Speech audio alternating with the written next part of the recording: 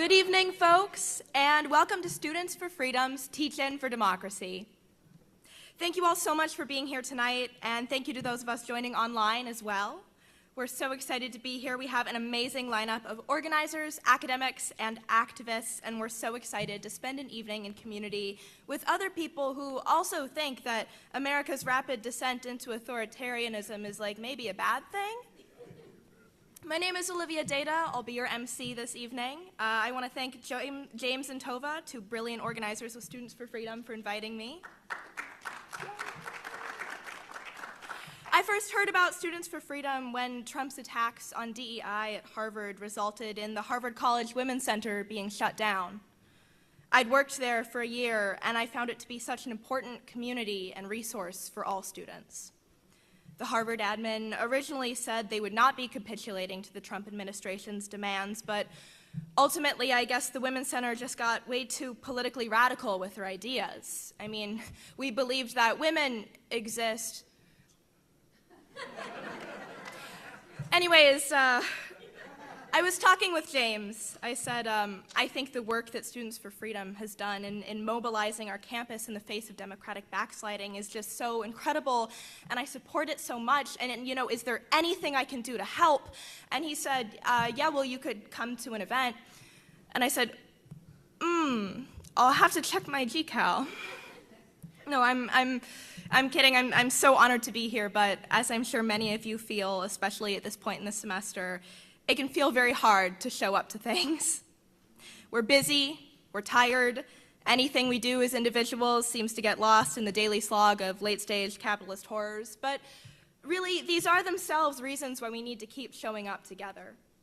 Whether we're talking about labor inequities here on campus, or broad democratic threats happening in Congress, our ability to organize and stand up for each other as a community is the strongest tool we have. So with that said, thank you so much for being here tonight. Please feel free to come and go as you please throughout the evening. And now, to kick off our teach-in, I'm going to hand the mic over to Students for Freedom co-chair James McCaffrey. Originally from Oklahoma City, James is a current senior studying government with a secondary in history at Harvard College. And please join me in welcoming him to the podium. Hey everybody, thanks for being here. Appreciate you all coming out on such a late evening. I know Friday isn't always easy, but happy to see you all. Right now we have a couple hundred people virtually also, so I want to say hi to everybody on Zoom who is zooming in, so appreciate that. But yeah, as Olivia said, my name is James, and I'm the current co-chair and one of the co-founders of Students for Freedom. We are a coalition of Harvard students fighting to ensure that Harvard continues to stand up to the Trump administration. Students for Freedom started a little over a year ago at this point when a small group of Harvard students started expressing concerns to each other about the Trump administration's actions during the first months of his presidency. We had seen the Trump administration attack Columbia University and saw them quickly cave to their demands, and we saw Tufts student Rumesa Ozturk kidnapped by ICE for an op-ed she wrote in her campus newspaper. We realized that there was no dedicated student group on campus organizing to push Harvard not to give in to the Trump administration's demands. So we decided to stand up and get to work. We began meeting in dorms, discussing what we could do to help. Our coalition grew, encompassing a wide range of students of different political beliefs and backgrounds. Our first public action was a rally on April 12th, before Harvard had responded to the Trump administration's list of demands, and the Cambridge City Council and the American Association of University Professors was organizing a public demonstration to show Harvard that the community wanted Harvard to stand up for our university's independence. Several of our members spoke out on behalf of the student body, including some international students at great personal risk. And then 2 days later, Harvard University stood up and sued the Trump administration, saying that they would reject the federal government's demands. That was April 14th. After that, things evolved rapidly. On April 15th, President Trump froze billions of dollars in funding, as many of us know. On April 16th, the Department of Homeland Security threatened to deport all of Harvard's students unless Harvard provided students private information. When Harvard didn't comply, the Department of Homeland Security revoked Harvard's authorization to host international students, stranding thousands of students until the courts paused that action. And with that, we were off to the races with a series of lawsuits, investigations, proclamations, and much more. The pressure on students has been immense this past year, but students have lost funding for research and have had to edit grants to avoid words that might flag their application, like equity or diversity, and international students have been silenced out of fear of ideological deportation. Despite these fears and struggles, we've continued organizing. We have fought hard to keep up the pressure on Harvard through open letters, op-eds, poster campaigns, pamphlets, and rallies to show Harvard that we want them to stand strong against the Trump administration's unlawful actions.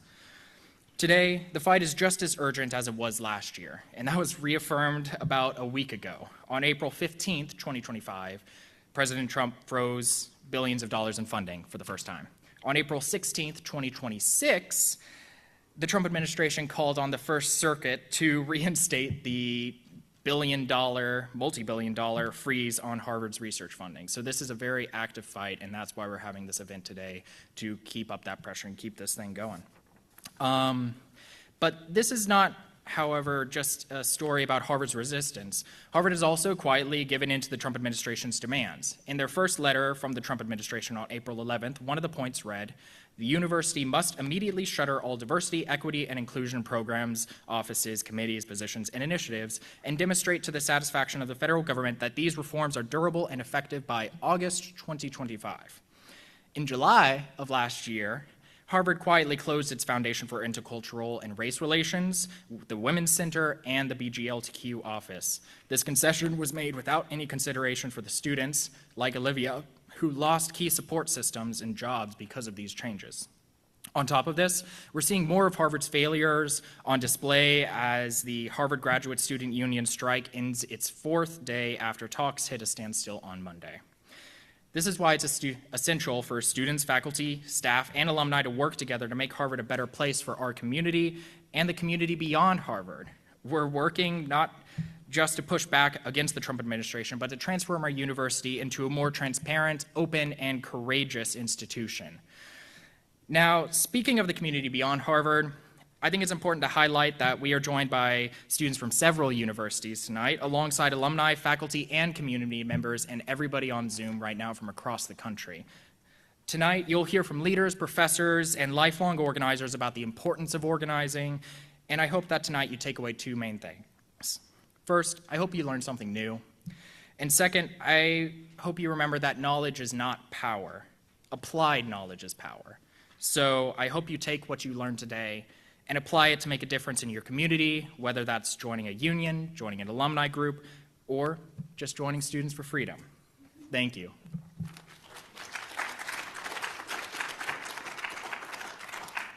Thank you so much, James, for giving us an amazing overview of the moment we are in now. More to talk about the challenges that we're facing and what we can do about them is Miles Rappaport. He was a member of the class of '71 and is currently the co-chair of Crimson Courage. Shout out. He has been an organizer, elected official, and democracy advocate since then. He served in the Connecticut legislature and as Secretary of the State of Connecticut and is president of Demos in Common Cause. He's now the president of 100% Democracy, and he is here to speak with us. Yes, he is. Amazing. Woohoo!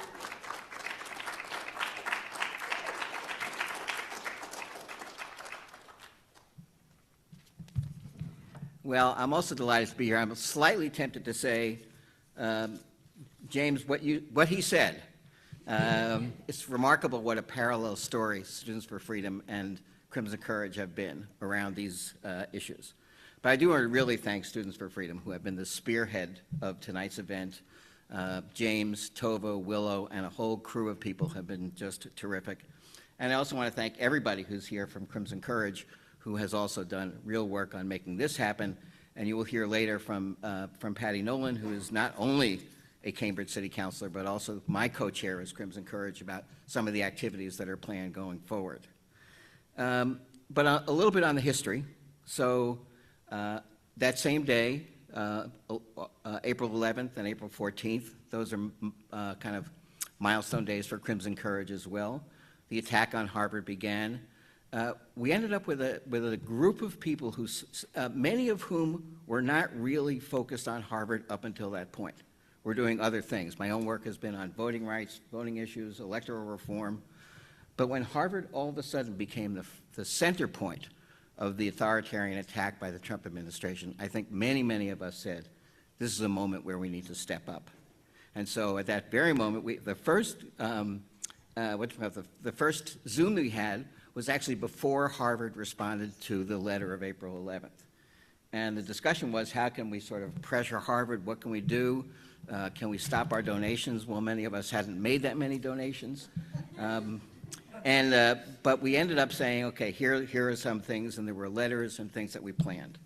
Anyway, 3 days later, everything changed when Harvard decided to stand up, which we thought was amazing, and we went into action as well.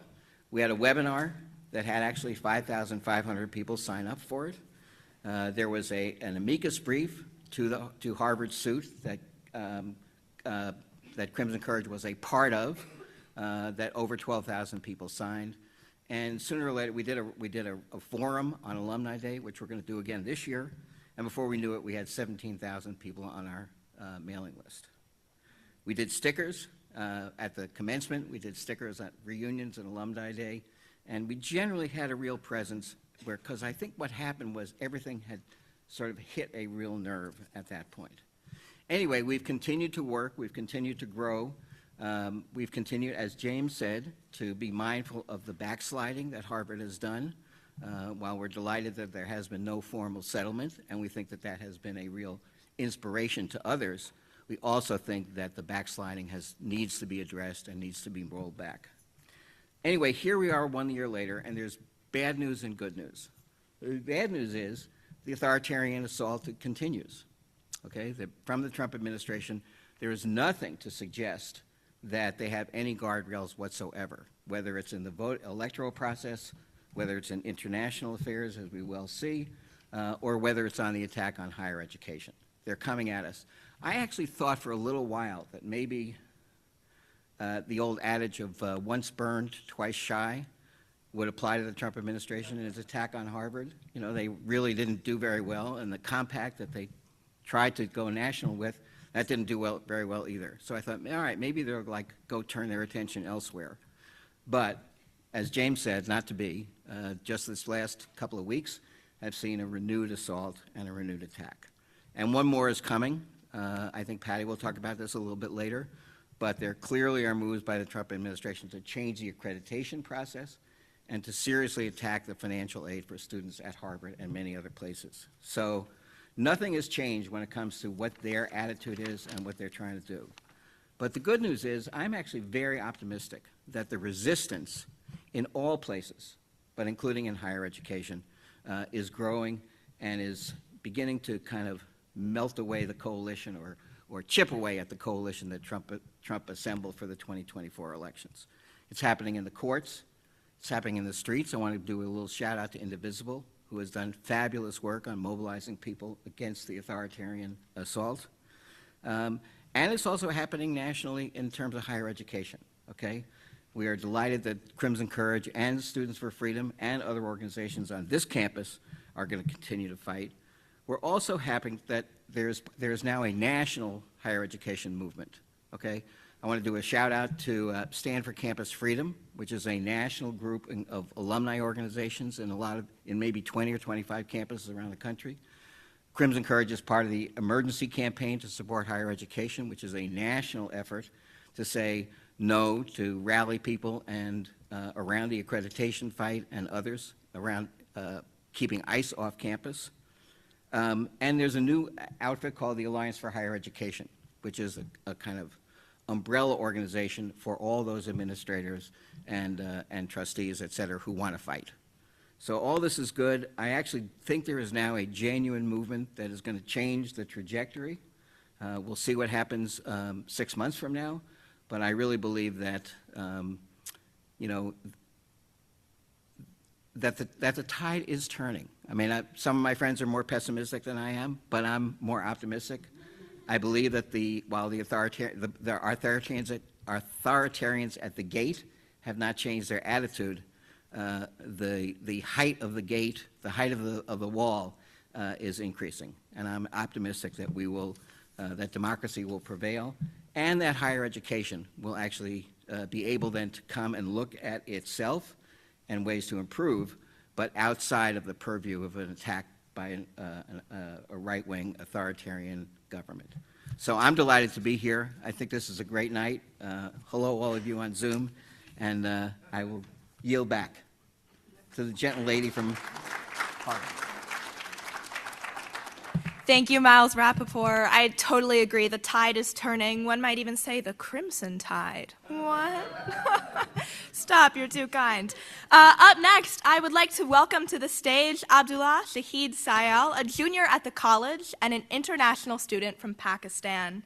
He served as the former co-president of the student government at Harvard College, and he became involved with Students for Freedom and student organizing during Trump's attacks on Harvard.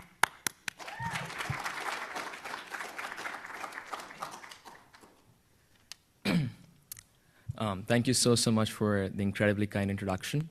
I really want to acknowledge that I'm really happy to be here. It's an honor to speak in front of such an incredible audience. At the same point, I want to make it very clear that my experience is absolutely nothing compared to the speakers who came before me and the ones who will come after me. So I'm in no position to recommend change of any sort, but I'm very happy to have this platform to share my experience with Students for Freedom and what's going to happen in the next few years. So again, with a ton of humility, I want to first talk about how Students for Freedom began. Again, Tova and James had incredible roles, but for me, it started at, I think it was early in April. It was like 1-ish a.m., just like every college student does. I was at a party on a Saturday night, and I met one of my good friends who I talked properly in my freshman year. His name was Carly. He's right now he's doing a semester abroad in Oxford. But he came up to me, and in the middle of loud music, I could barely hear him. He was like, "Oh, like Trump is doing this to Harvard right now. What do you want to do?" I was like, I didn't vote for him. A, I can't vote here. But B, even if I could, I'm not sure if you're in any position to do much stuff. Again, as what was said earlier, I think he was far more optimistic than I was. He was like, "You know what? We should start something." We didn't have a name at that point. I was like, "Okay, I'm more than happy to. Maybe this is not the best place to do so, but let's meet tomorrow." And then the next day, I think I met Tova, I met James, I met a ton of other people in this room in Leverett. And I think that's where everything began. I think a few days later, Tova and James agreed on a name. I think if I'm not wrong, that it was very haphazard because we just needed a name to start a rally, and they were like, "Okay, how do we come up with a name?" And people started opening ChatGPT, and a bunch of other AI models started searching up names, and in the end, somewhat we agreed on Students for Freedom. But I also want to acknowledge Tova's and James's contribution the initial days, and also Carly's. I hope he's somewhere up there listening to us. But they were absolutely instrumental in the place we are at right now. As was said earlier, I myself am an international student. I spent almost my entire life in Lahore, in Pakistan. And I grew up with, I wouldn't say similar to what's happening here right now, but I would say it was a relatively authoritarian regime since the beginning of 2004. We had one military dictator during my lifetime as well in Pakistan. So my family and we grew up seeing the absolute worst of what an authoritarian regime could do. You are extremely civically disengaged. You don't go to protests anymore. Your family is also extremely pessimistic about doing everything here. So when the Students for Freedom was formed, and as was said earlier, on April 12th, we had this rally.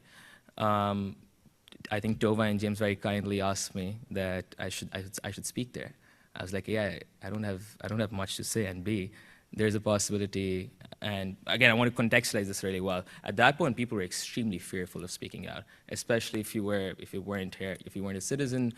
You saw the Mass Ostrich story. You saw what happened with tons of students outside of Harvard as well.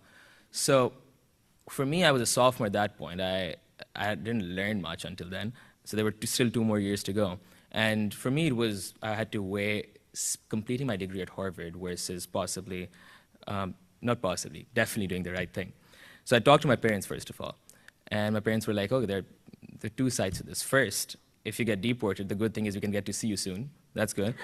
B, if it's not, you clearly spend a ton of time going to Harvard and applying, and we obviously want you to get a degree in the end.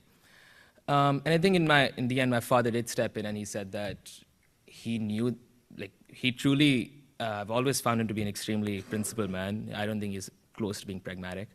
So he was like, you should do whatever you feel is right. And the next day, I told Tova that, you know what, I will go in. I didn't have much to say there, but I had a really good friend who, he's actually right here, Jack. I asked him, I was like, I don't know what to say there. And he just, I just stood at the protest, I think gave bits and pieces of what was happening. And then there was this one line which Jack helped me write. I'll read it out. So it was, quote unquote, I didn't travel 5,000 miles all the way from Pakistan to not step 5 feet out of my dorm. And the next day I woke up, and all of my friends from back home at college started sharing screenshots or like clips of me on national television where that line was being repeated. I was like, wow, I don't think I would have an impact of this sort. I'm not sure if it changed anything, but it definitely put the news out there. The students definitely were against what was happening at Harvard. Extremely, extremely thankful to Jack. I don't think I could have come up, I could have made anything close to that myself. But I think for me, the biggest thing which Students of Freedom was able to accomplish was building an umbrella organization under which it doesn't really matter what your other political views are. As long as you're against higher education being used and weaponized the way President Trump intended to do so, you're part of us. And I think it manifested in the perfect manner on May 27th. And there's this really cool New York Times article written about it as well. But for some context, we had an incredibly, incredibly divided and polarized campus during my freshman year. So this is in 2023 to 24. This is at the height of protests on campus with a lot of pro-Palestine activism and then also the encampment. And I myself, with my own eyes, saw that people just wouldn't talk to each other if they had differing views over the Israel-Palestine issue. And when I met Carly, I think one of the key things we talked about was we need to bridge this divide. Everyone doesn't, obviously 2 people can never have the exact same values or political opinions on everything, that's for sure. But B, I think uniting for higher education in defense of Harvard, in defense of a bunch of other stuff against such an authoritarian assault is something which most people will tend to agree to. And I think building that bridge was something which Students of Freedom did a fantastic job on. So on May 27th, again, big kudos to Tova, James, Jack, and a bunch of other people.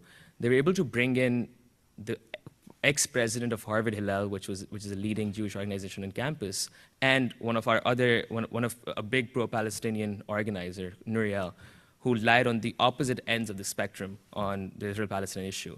And they introduced each other at the protest. And I think that headline on New York Times was how Trump managed to heal Harvard, how Trump managed to heal a deeply divided Harvard. And I don't think there was any other occasion where that could have happened. Like within a year of the encampment, we saw both of those people introduce each other. Probably the most beautiful moment I've experienced during my time at Harvard, probably till the time I graduate. And I don't think that would have happened without President Trump's, again, assault on Harvard. Not that that's a good thing, but I definitely think that Students of Freedom was able to ignite that flame. I think the question now is, and now I want to move on a bit from just these stories, is one might argue there are 2 main schools of thought. So that Trump's attacks on Harvard have lightened a bit and you can't do much. And there is a second school of thought that even though they have lightened on let's say, national television or the press, you still see Harvard backing down a lot. As was said earlier, they closed down the Women's Center, they closed down a ton of other stuff, and I'm sure people can list down everything that was done. So I think the impact is probably far worse than it was last year because our daily lives have been impacted by the pressure that Trump has placed on us. And I think at this point, it is extremely, extremely important to institutionalize these resistance fronts because, I mean, everyone knows that this fight is far bigger than me, it's far bigger than you, it's far bigger than the professors, it's far bigger than Harvard itself. And I would argue it's far bigger than even President Trump because Trump is here for, I don't know, the next 3 years. You can definitely have someone else pop up. And higher education should be resistant enough and resilient enough to sustain any of such attacks for a long, long amount of time. Harvard has stood here for 400 years. I hope it stands for 400 more. Actually, I hope it stands for 1,000 more. It is, and I think stuff like Crimson Courage and Students for Freedom need to be institutionalized properly. The reason I say that is because, I mean, Tova and James are going to graduate, and Jack as well this semester, and we need a good transition of leadership. And I'm assuming, and I hope so, that all the people from Crimson Courage have already graduated, so we can't do much there. But I think the entire idea here is that if these institutions remain for a good amount of time, I think we can take up this fight. And I completely agree with what Miles said earlier. I think I'm far more optimistic than most people here, but I think we've been doing well as the students, as the community of Harvard. But I do, at the same point, believe that Harvard has been betraying its mission. I think, and again, people can have differing views here, that Harvard took a stance last year because it happened to be politically convenient. The reason I say that is because, I mean, sending out those big emails with the italicized font and how Harvard is standing up to, you know, a dictator who, not a dictator, but like maybe an authoritarian figure who everyone has been hating, looks really good. But when it actually starts having an impact on you, on a financial point, you back down, you stop issuing those statements. And I want Harvard to stand up, not because it's politically convenient or because the calculus of the benefits versus the cost is in our favor. I want Harvard to stand up because it's the right thing to do. I want Harvard to stand up because higher education does, in fact, rest on Harvard's shoulders. I think if we capitulate, we are definitely going to see every other institution in the same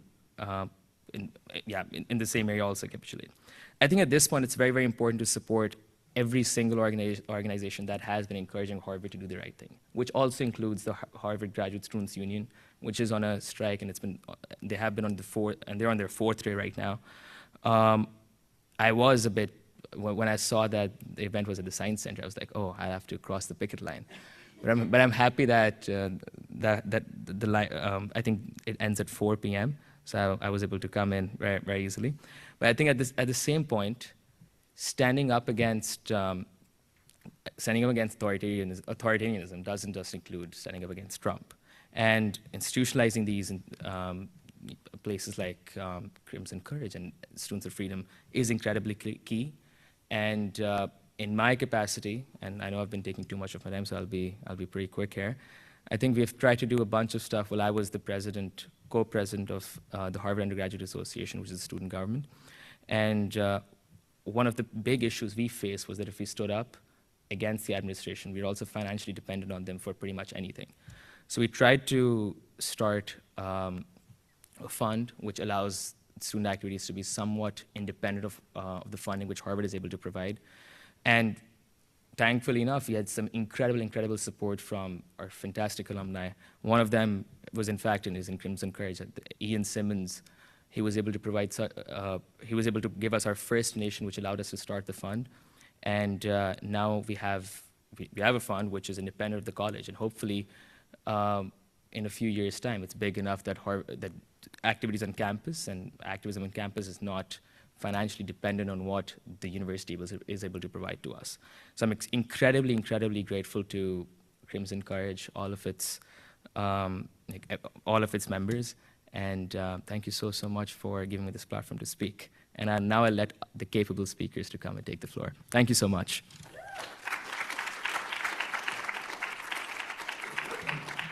Thank you so much, and thank you so much for your courage in speaking out as well.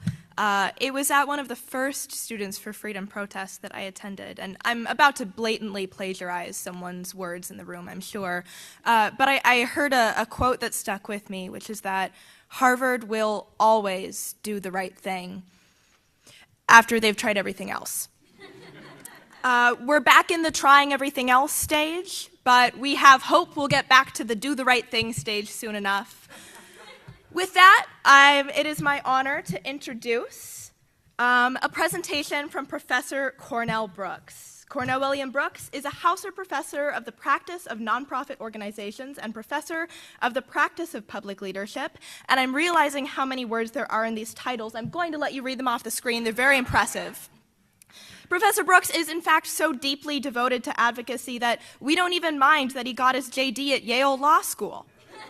He served as president and CEO of the New Jersey Institute for Social Justice. He is also the former president and CEO of the NAACP, serving from 2014 to 2017. Among the many demonstrations from Ferguson to Flint during his tenure, he conceived and led America's Journey for Justice, marched from Selma, Alabama to Washington, D.C., over 40 days and 1,000 miles. Professor Brooks is also a civil rights attorney and an ordained minister, and we're so grateful to have him speak with us this evening. Please join me in welcoming him to the podium.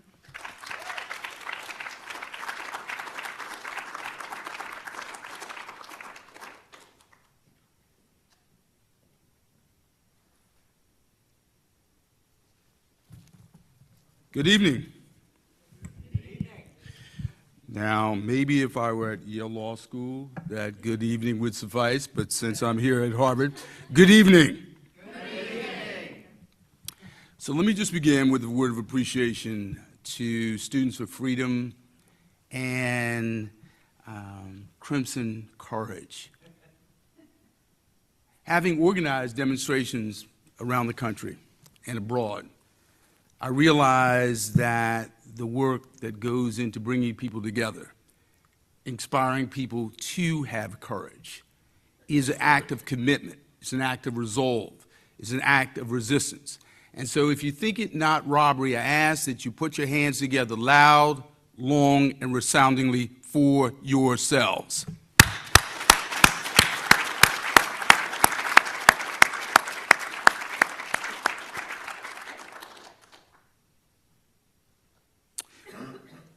We're convening this teach-in in what feels for many like a midnight hour of our democracy. It is a moment in which all across the length and breadth of this country and around the globe, people are fearful, they're trepidatious, they're anxious, they're frightened, they are afraid. When you have students who walk out of their dormitory rooms and appreciate the fact that they could be kidnapped, taken from the streets, that we have immigrants who may be deported without due process to prisons abroad, to places they've never been, to countries that they've never visited. When we have a nation in which ethnicity and race have been weaponized, when we live in a country at a time in which anti-Semitism has been weaponized, Islamophobia has been ignored, and xenophobia has been stoked. This is a moment in which we have a group of students and alumni who thought it the right thing to do, to stand in the lineage and the legacy of Septima Clark, to teach, to instruct, to inspire, to bring people together, to stand up and stand against this autocracy day in and day out until it comes down. So we're not here to engage in a polite exchange of ideas, because we're not in a place, we're not in a space where this is a matter that can be solved by civility. This is not a matter of disagreeing better. This is a matter of standing up and standing against autocracy. Now, as a matter of humility, I want to extend a word of appreciation, particularly to students, because I know what it's like as a student to study hard, to try to do all the things that students are sent, or I should say, come to college, come to university, come to graduate school to do, and then try to make your country better, to make your community better. I know what that is like, and I know that I know a little something about the risks that are taken. Having graduated from Boston University, Jackson State University, and Yale Law School, and having been almost thrown out of 2 of those institutions because of my protests. So I appreciate the risks. Now, I'm here to just lift up a few words about autocracy. I don't begin with the assumption that everyone believes that we're facing the threat of autocracy. I recall well a panel at the Harvard Kennedy School where some of my colleagues thought that we were certainly in a democratically perilous state, but not necessarily facing autocracy. So I want to make the case that we are in fact facing an autocracy that is not unrelated to the racialized regional autocracy of the South. But the autocracy we face in this moment is a multiracial, racialized autocracy. And what I mean by that is there are those who assume that the greatest lessons to be learned from autocracies come from abroad. Italy under Mussolini, Spain under Franco, Germany under Hitler. But the scholar James Q. Whitman of Yale Law School reminds us that the legal architects of Nazi Germany studied the miscegenation and Jim Crow laws of the United States. Those who planned to kill 11 million Jews studied the laws of this United States. They studied how we segregate. They studied how we subjugate. They studied how we oppress. And so it is a matter of not merely looking abroad for lessons of resistance and resilience, but looking at our own history. And so when we think about some of the features of autocracy, on the eve of this 250th anniversary of our country, I'm thinking of scholars like W.E.B. Du Bois, Eddie Glaude, certainly Eric Foner. When I think about autocracy as a matter of the concentration of power, weakened civil liberties and civil rights, less free and unfair elections, and the use of coercion.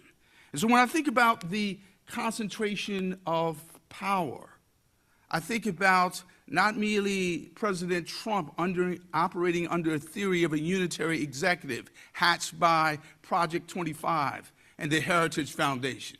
I think about not only DOGE shuttering federal agencies. I think about not only the unemployment rate for black women skyrocketing up 1% in a matter of weeks. I think about not only federal employees turned out into the streets. I think about not only Congress ostensibly having the power of expenditure, while the president seems to have the power to exterminate, to eliminate federal agencies in contravention of American laws and the U.S. Constitution. I think about not only that, but I also think about black folk, 4 million of whom were enslaved in this country, who operated under an autocracy that was known as slavocracy, plantation bosses. I think about the constraint of their civil liberties, the constraint of their civil rights. So I think about my forebears in the low country of South Carolina who could not vote, who could not serve on juries, who could not use public accommodations. I think about the ways in which their lives were constrained. And I think about the ways in which our lives are constrained. And I understand that that regional racial autocracy of the Deep South is being replicated in the present. Oh, there's someone here who may be skeptical. Well, let us think about the grand unifying theory of this autocratic regime under which we live that has stoked racism and ethnocentrism day in and day out. How is it that this administration threatens to send people to the same, and forgive the language here, shithole countries that they disdain? How is it that they can shutter DEI programs ostensibly following the affirmative action decision held unlawful, held unconstitutional, the use of affirmative actions in admissions? It did not bar graduation celebrations by black students or Jewish students or Muslim students or women students. But somehow we have to gather with money raised and given by alumni to celebrate these happy moments in the lives of students. We've seen over and over and over again racism stoked. How is it that we have a Muslim man? We wake up one day and all of a sudden, one of the world's greatest religions, one of the world's largest communities, we have them targeted, threatened with deportation. How is that possible? How is it possible that we have Christians encouraged to hate Muslims, Muslims encouraged to hate Jews, Israelis encouraged to hate Palestinians, all of us encouraged to hate one another?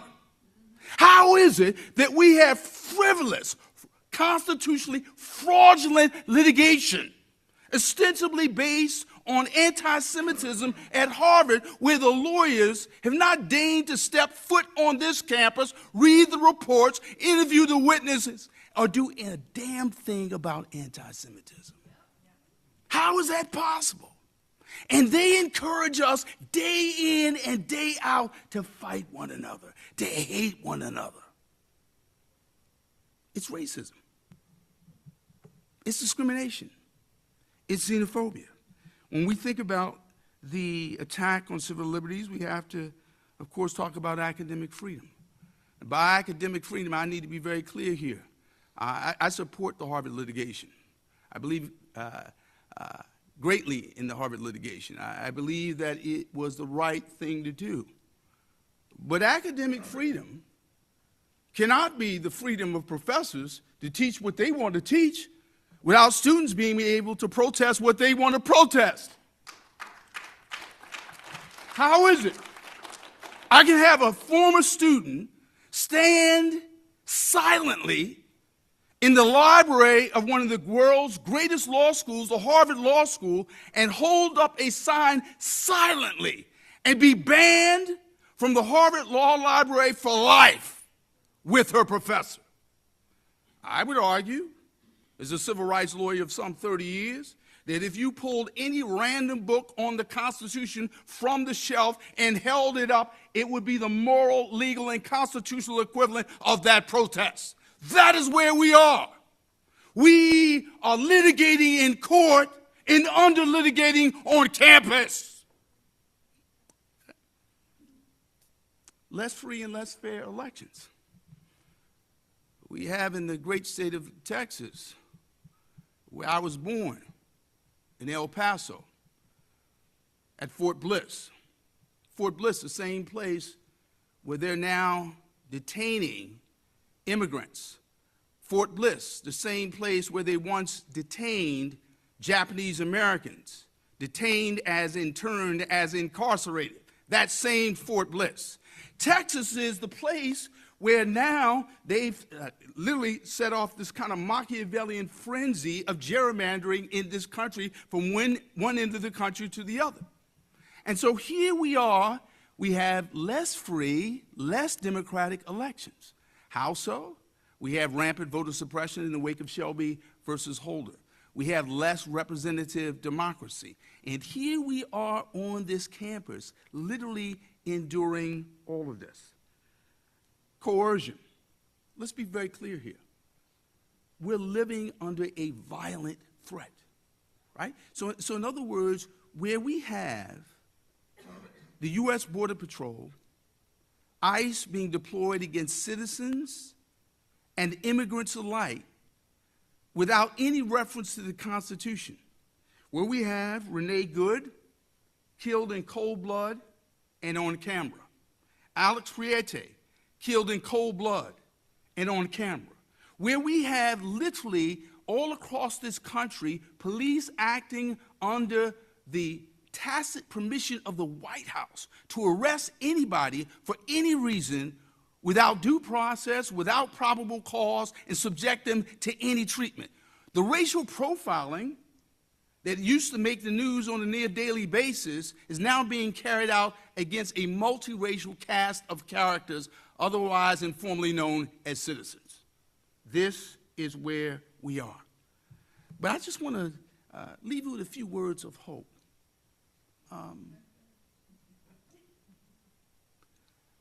I might call these family stories of autocracy. I'm reminded that the former president of Harvard, Larry Bacow, signed on and initiated litigation opposing the Muslim ban, not unlike the current president of Harvard, Alan Garber. But the one thing that struck me about the former president of Harvard, when he reached out to the president of MIT to join forces in litigation against this Muslim ban, the former president of Harvard didn't talk about the litigation purely in constitutional terms. He connected the legal litigatory narrative to his personal narrative, to his family story. He talked about the Muslim ban as a son of the Holocaust. That gives me permission to talk about this present autocratic moment in terms of my own family history.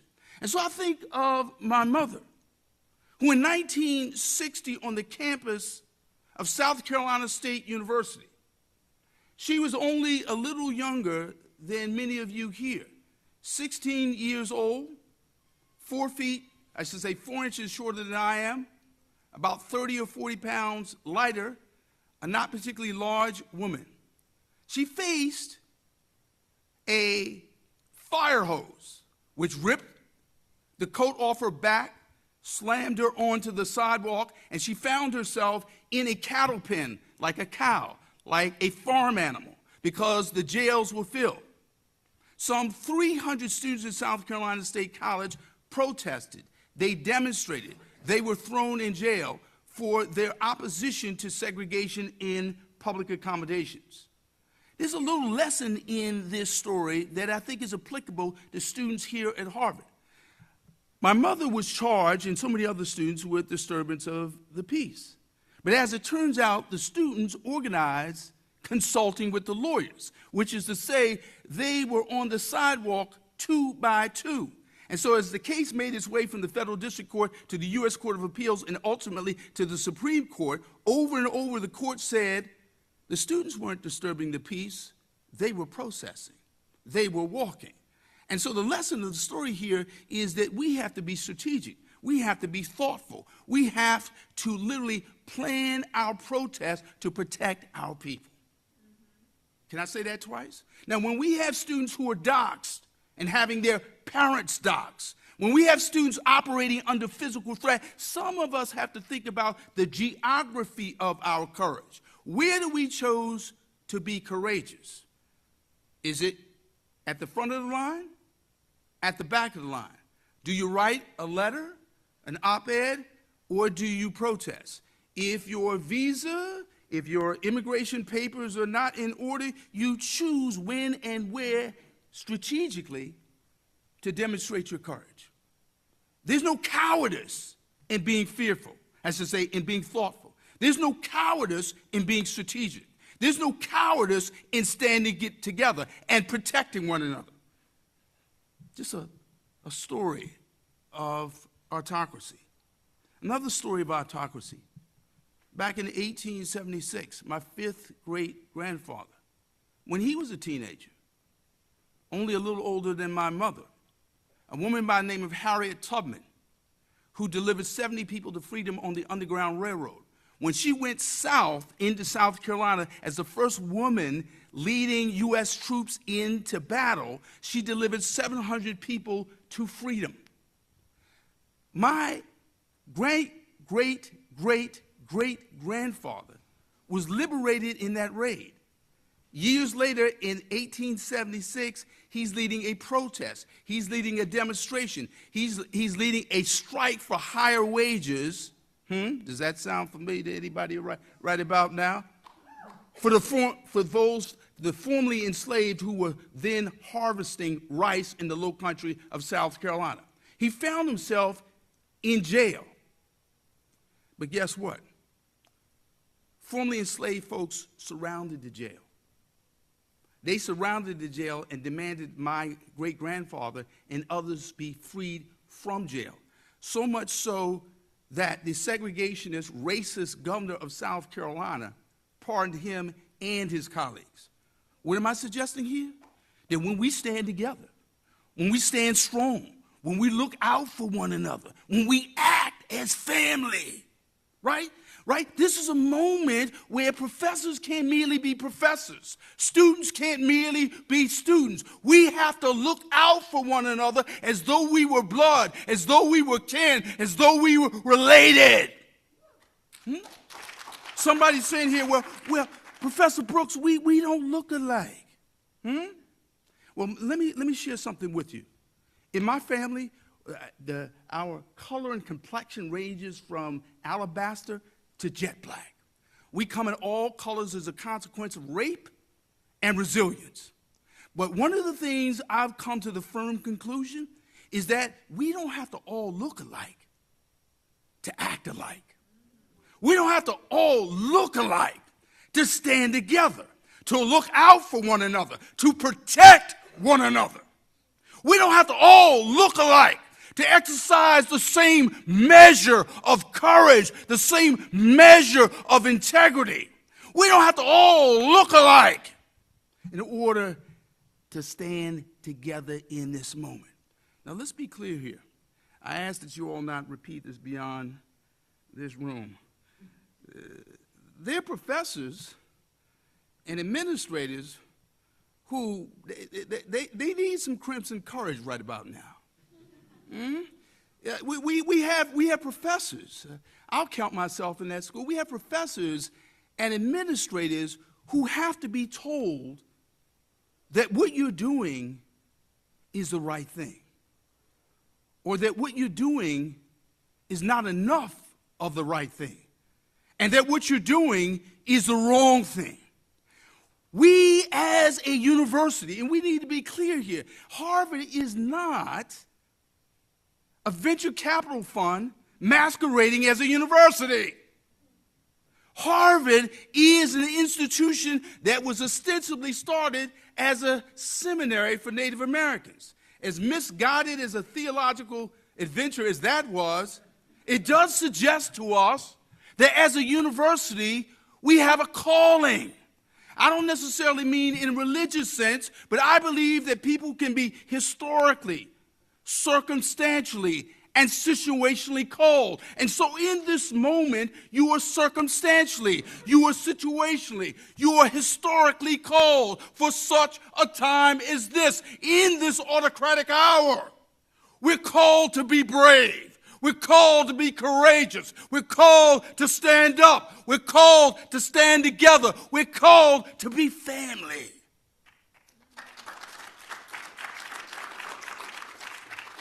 So anytime one of these professors goes off script, anytime one of these administrators talk about, well, this donor may be mad, this donor may be unhappy, we're not sure of our litigation position, there's certain known and unknown risks, we have to remind people, why are we here? What have we been called to do? In this moment, I'll simply end with this. A few years ago, I recall sitting on the platform at graduation and looking up on the platform, and there was a man I deeply admired by the name of John Lewis. We all applauded him, gave him an honorary degree as an elder statesman, conscience of the Congress. Many forgot that he started his civil rights career as a high school student, then a college student, then a seminary student. We forget the fact that he led in the ways that you are in fact leading. And so I want to suggest that we not give honorary degrees to those who are doing what our students are doing now without supporting what our students are doing now.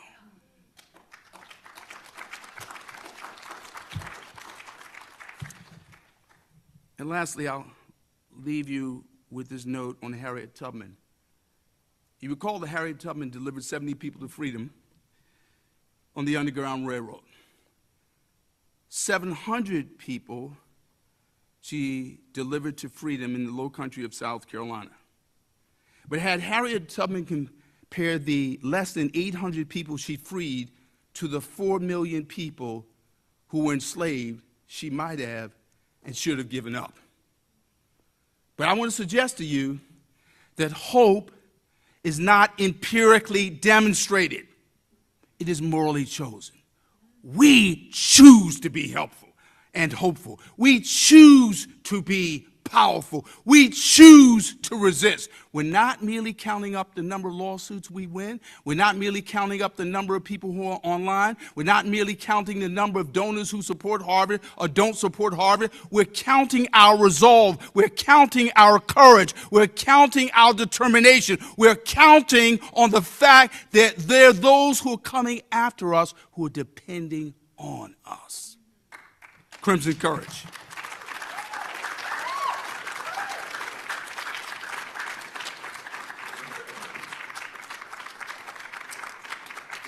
Thank you so much. Let's give it up one more time for Professor Brooks.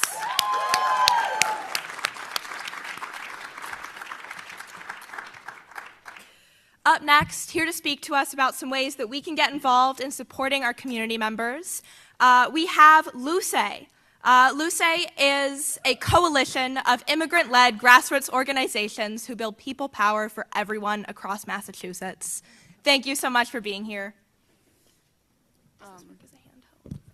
Oh, okay. Wait, what? Can this also be disconnected? Sure. Yeah, I'm just going to do that. Perfect. Thank you. Okay. Hi, everyone. My name is Sal. This is Alexis. We are two of the coordinators of the Harvard LUCE Hub. Just for a brief overview, LUCE is a Massachusetts-wide, statewide immigrant justice network that has been really developed out over the last calendar year or so in order to fill a variety of gaps that are being not met by our institutions and by the state. I will say for the Harvard LUCE Hub in particular, when we started our hub in, I think, December of 2024, we were one of the earliest LUCE hubs to be created. And we were created by a group of organizers who organize across racial justice issues. Our organizers participated very actively in the leadership of the encampment. They participate very actively in anti-policing organizing, in the BLM protests across the country that occurred in 2020. We are a group of organizers that are firmly committed to racial justice and liberation across a variety of movements. We center abolition and the belief that there is no such thing as a good or a bad immigrant. There is no such thing as a person who should be put in a cage. There is no such thing as a person who should be sent outside of a country on the basis of the color of their skin or their nationality or where they were born or how many children they have or whether or not they have broken the law. Our priority, consistently and across all of our issues as the LUCE Harvard Hub, is to support immigrants and to support migrants and to support everybody who's experiencing ongoing state violence. We were created prior to the inauguration of Donald Trump for the second time. We were created at a moment where the country was deeply divided, but people seemed to be more okay with it because a Democrat was in the White House. We stand firmly behind people who are being oppressed. We are not here to say simply that Donald Trump is the source of the problems that exist in this country or exist globally. We are here to address the ongoing issues of intense and and unacceptable state violence and repression that our community members have been experiencing for much longer than the last year and a half. Okay, so I see the 2-minute timer, so I'm gonna be quick with this. So if you guys want to get involved, our number one rule is we do not contact police. So if you want to engage at all with Luce or get involved, we are anti-police, we are strictly abolitionists. You do not call the police if you call the Luce hotline. So I like to get that out of the way. That number up there, you should all take out your phones, save that in your phones right now if you don't have it. That is the Luce hotline. So when you see ICE or when you see somebody you think looks like an ICE officer, if they're vested and masked, and we usually like to say the three-letter vest. So there's AFT, there's DHS. Anyone with a 3-letter vest has been either ICE or working with ICE. Call this number, we will send out our verifiers. So what this means is we have trained people on this campus and around the community to go verify ICE reports. We've trained them how to identify ICE, how to interact with ICE, and how to make sure that we can keep our community safe without the use of police. So if you see ICE, sorry, I'm pointing to here because I see it. If you see ICE, please do call this number and we will dispatch out our verifiers. I don't think we have the other slide. That's fine. We submitted our slides late, so we got the one. Oh, we do have our other side. Oh, we have the other side. Great. Thanks, team. So this is some of our Luce work. And for context, we also are organizers with HGSU. We're both graduate students and organized with a bunch of other organizations. But this is largely what we've been doing. So our hotline, so if you call to report a suspected ICE sighting, we will dispatch people out and report it back to the community. If you guys are not already in our ICE Watch chats, we have several thousand-person group chats where we report out those tips. What's been happening is there's been a lot of rumors of ICE on campus that are most definitely not ICE, mostly construction workers and transit police. That caused a lot of panic in our community, which we do not want. So you call us instead, we verify it, and we'll dispatch out and tell you if it is ICE, and if it is, how you can get in contact with resources and where you can go or where you can stay away from. So our verifier hubs, that's us, we're the hub leads. There's hubs all around Massachusetts, including Boston, but also Western Mass. Our Know Your Rights, we've also been doing Know Your Rights trainings. So if anybody's interested, if you're in a department or if you're in a program, if you're not even a Harvard affiliate, we will do Know Your Rights trainings. We've done some that have been tailored to different departments and their needs. And then direct support. So we do fundraising support for fees and legal costs. A lot of Harvard students are very concerned about their legal expenses. And we've been seeing legal retainers from $5,000 to up to $14,000. And so we have been helping and raising mutual aid for those expenses.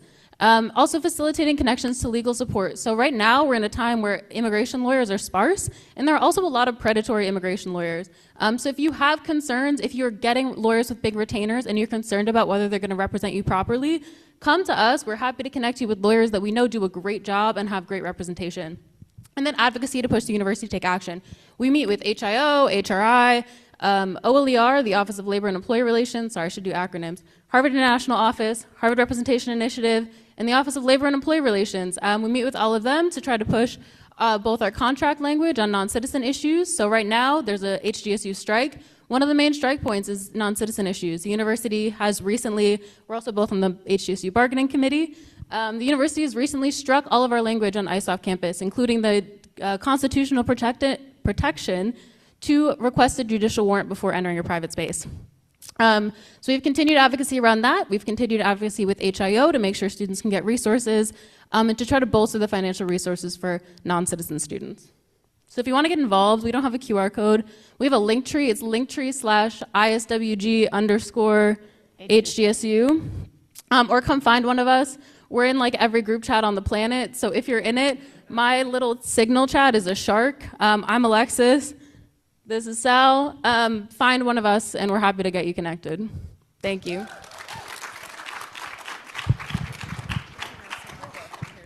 Yeah, thank you. All right, thank you so much to Luce for presenting and for the work you do. Up next, I am so happy to invite to the stage Professor Theda Skocpol, the Victor S. Thomas Professor of Government and Sociology at Harvard. Over the last 3 decades, her research has primarily focused on healthcare reform, public policy, and civic engagement amidst the shifting inequalities in American democracy. Recent books she has authored or co-authored are The Tea Party and the Remaking of Republican Conservatism, Rust Belt Union Blues. Is this strange to have me read in front of you? No. Amazing. But you don't have to read them all. That sounds good, but I would love to because they're amazing titles. Why working class voters are turning away from the Democratic Party. And at Harvard this spring, Professor Scotchpole is teaching seminars on inequality and American democracy, and with Professor Daniel Ziblatt on democratic backsliding in the United States and beyond. Thank you so much for speaking with us. Thank you. Well, it's an honor to be here with the young and seasoned people who have been fighting for American democracy for a long time. And we're in a university where I think the last crisis of the magnitude that the United States, and because the United States' place in the world, much of the world faces, happened very viscerally, and that was the Civil War.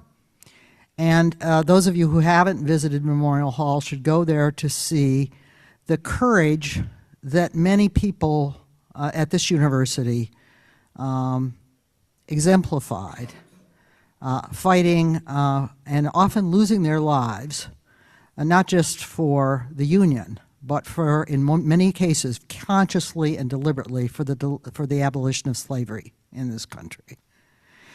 Generations face challenges that are outside of their control, and all of us alive right now face a period of profound threat and frightening crisis for accountable government in the United States, one of the most severe in U.S. history. I'm not going to say democracy because the United States has never fully realized democracy, but a predicate for the full realization of a multiracial democracy is accountable government, and that is very much at stake right now. I'll just say quickly that the crisis we're in has been developing for years, and I see it as a coming together of movements by mega billionaires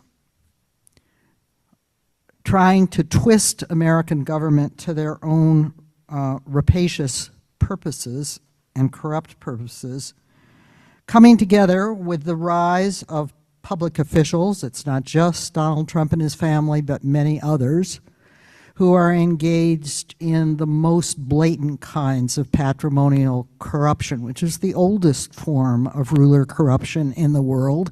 It's not new. It's creating a system in which the ruler can hand out punishments and rewards according to personal loyalty and enrichment of the ruler, his family, and his associates.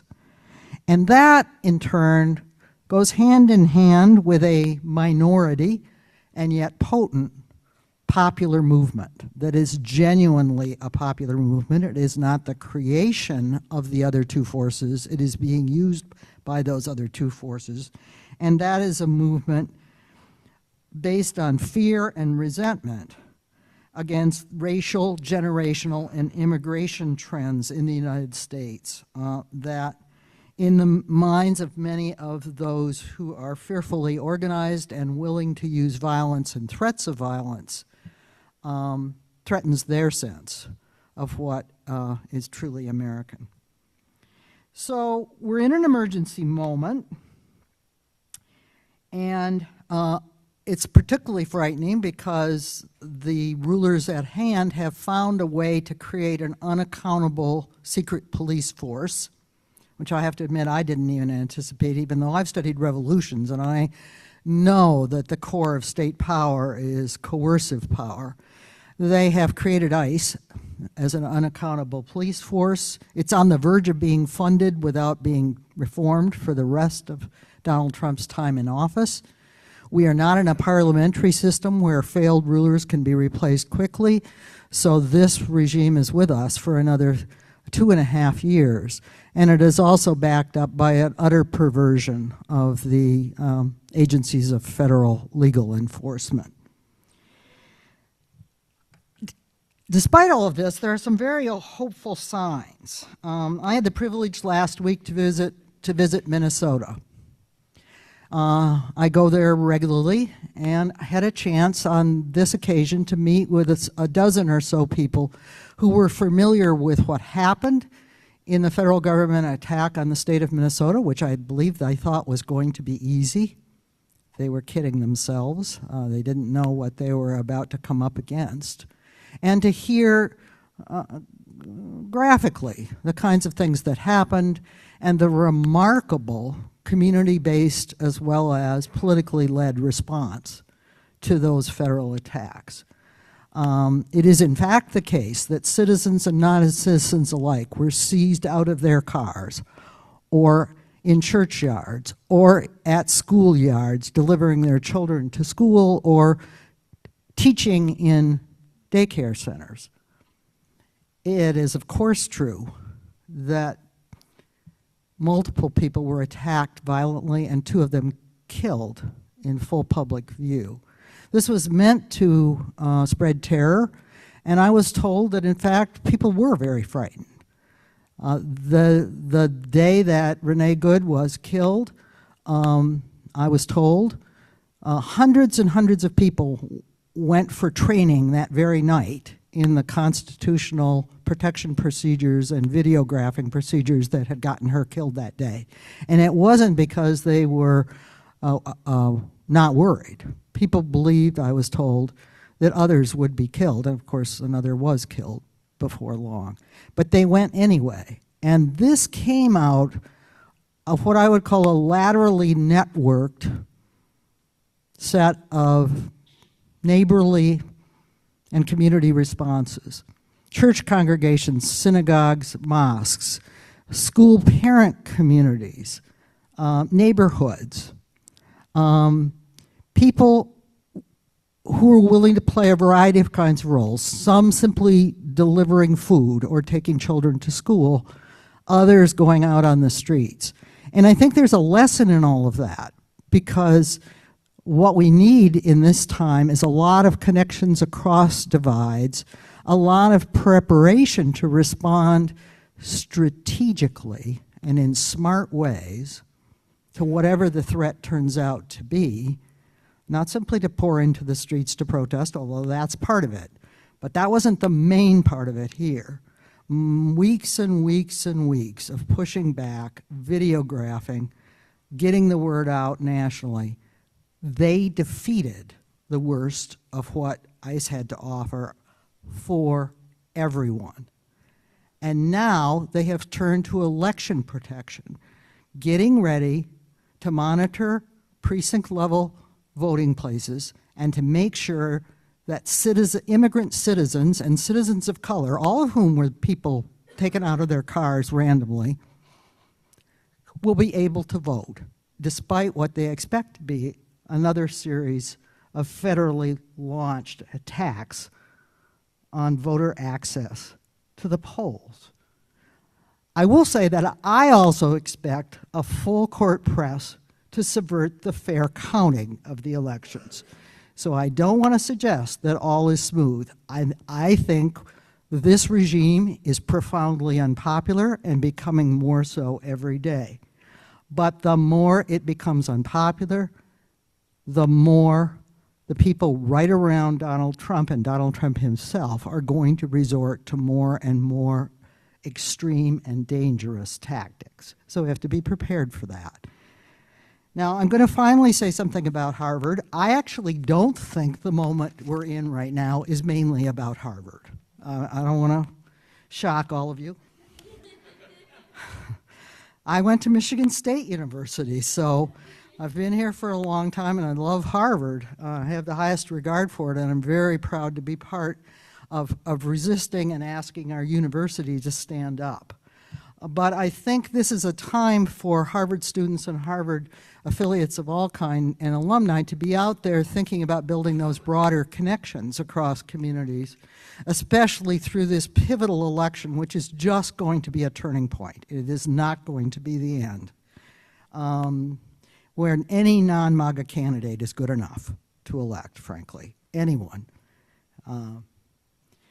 So last summer, I'll leave you with this, I was part of a group, a smaller group than the larger group of Harvard faculty who sent a letter to President Garber. I regularly send my views to President Garber. I send them privately. And I try to encourage him when he does the right thing, because I think we can't just bash people. And I believe that he has turned out to have more courage than I would have expected, frankly. I had low expectations going in.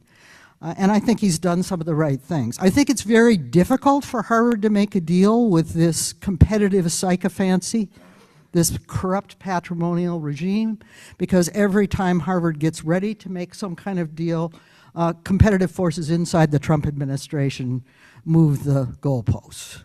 So I'm not as worried about some big deal. I don't think that's going to be likely. But I do worry that all of us here at Harvard keep our eye on the bottom lines of things that must not be compromised, must not even be relabeled. If they relabel the DEI office but keep the functions and keep the employees, and I don't know whether that's true, but that's what I would be asking.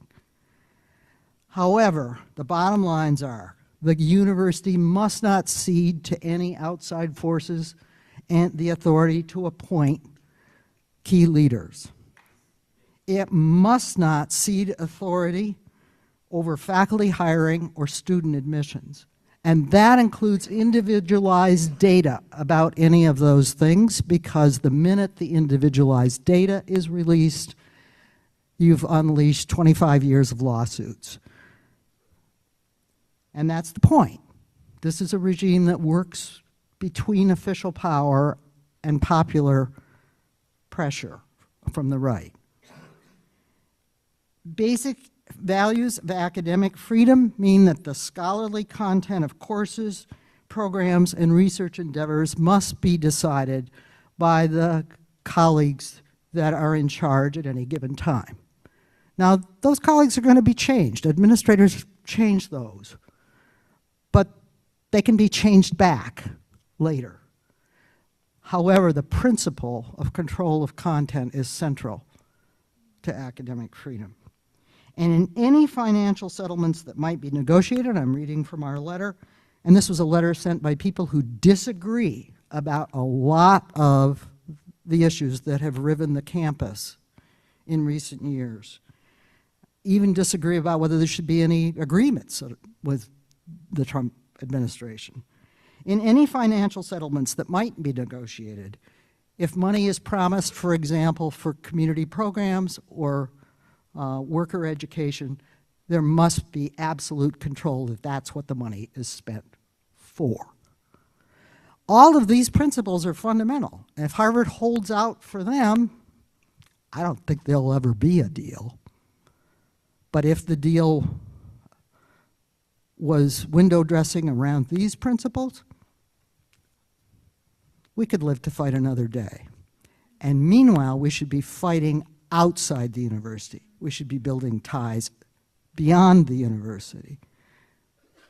Because most Americans who have the right to vote do not agree with what's going on, and we must work with them, not in place of them, and not simply for them, with them, to protect access to fair elections, to throw the bums out, and fair counting of the elections when the bums are thrown out.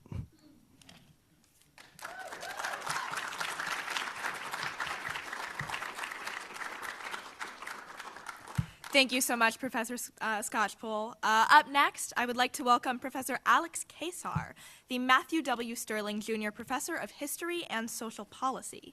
Professor Kesar is a historian of labor by training, but in recent decades has written and taught about the history of democracy with a focus on the U.S.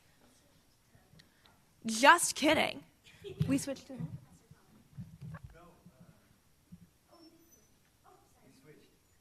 Okay, I revoke my just kidding. I was just kidding about the just kidding. Professor Kesar, in recent decades, has written and taught about the history of democracy with a focus on the U.S. A few of his books include The Right to Vote, The Contested History of Democracy in the United States, and Why Do We Still Have the Electoral College, which I, as someone from North Dakota, I often ask that question.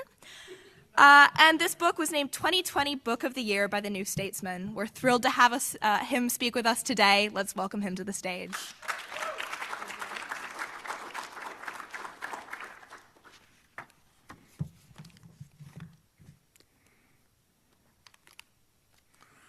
I think I'm going to be able to cut some of my comments short because I agree with just about everything that Theda said in her talk, and she covered some of the same ground. But first, I want to thank the organizers who put this event together and invited me to speak. And I stand here as an alum, a faculty member, and as mentioned, as a historian of democracy. And it's really in that last role, it's that last role that shapes the remarks, the brief remarks that I want to make today, because, I mean, as everyone has noted, our democracy is indeed under threat, not for the first time, but I think this is the most severe threat that we have faced since the Civil War.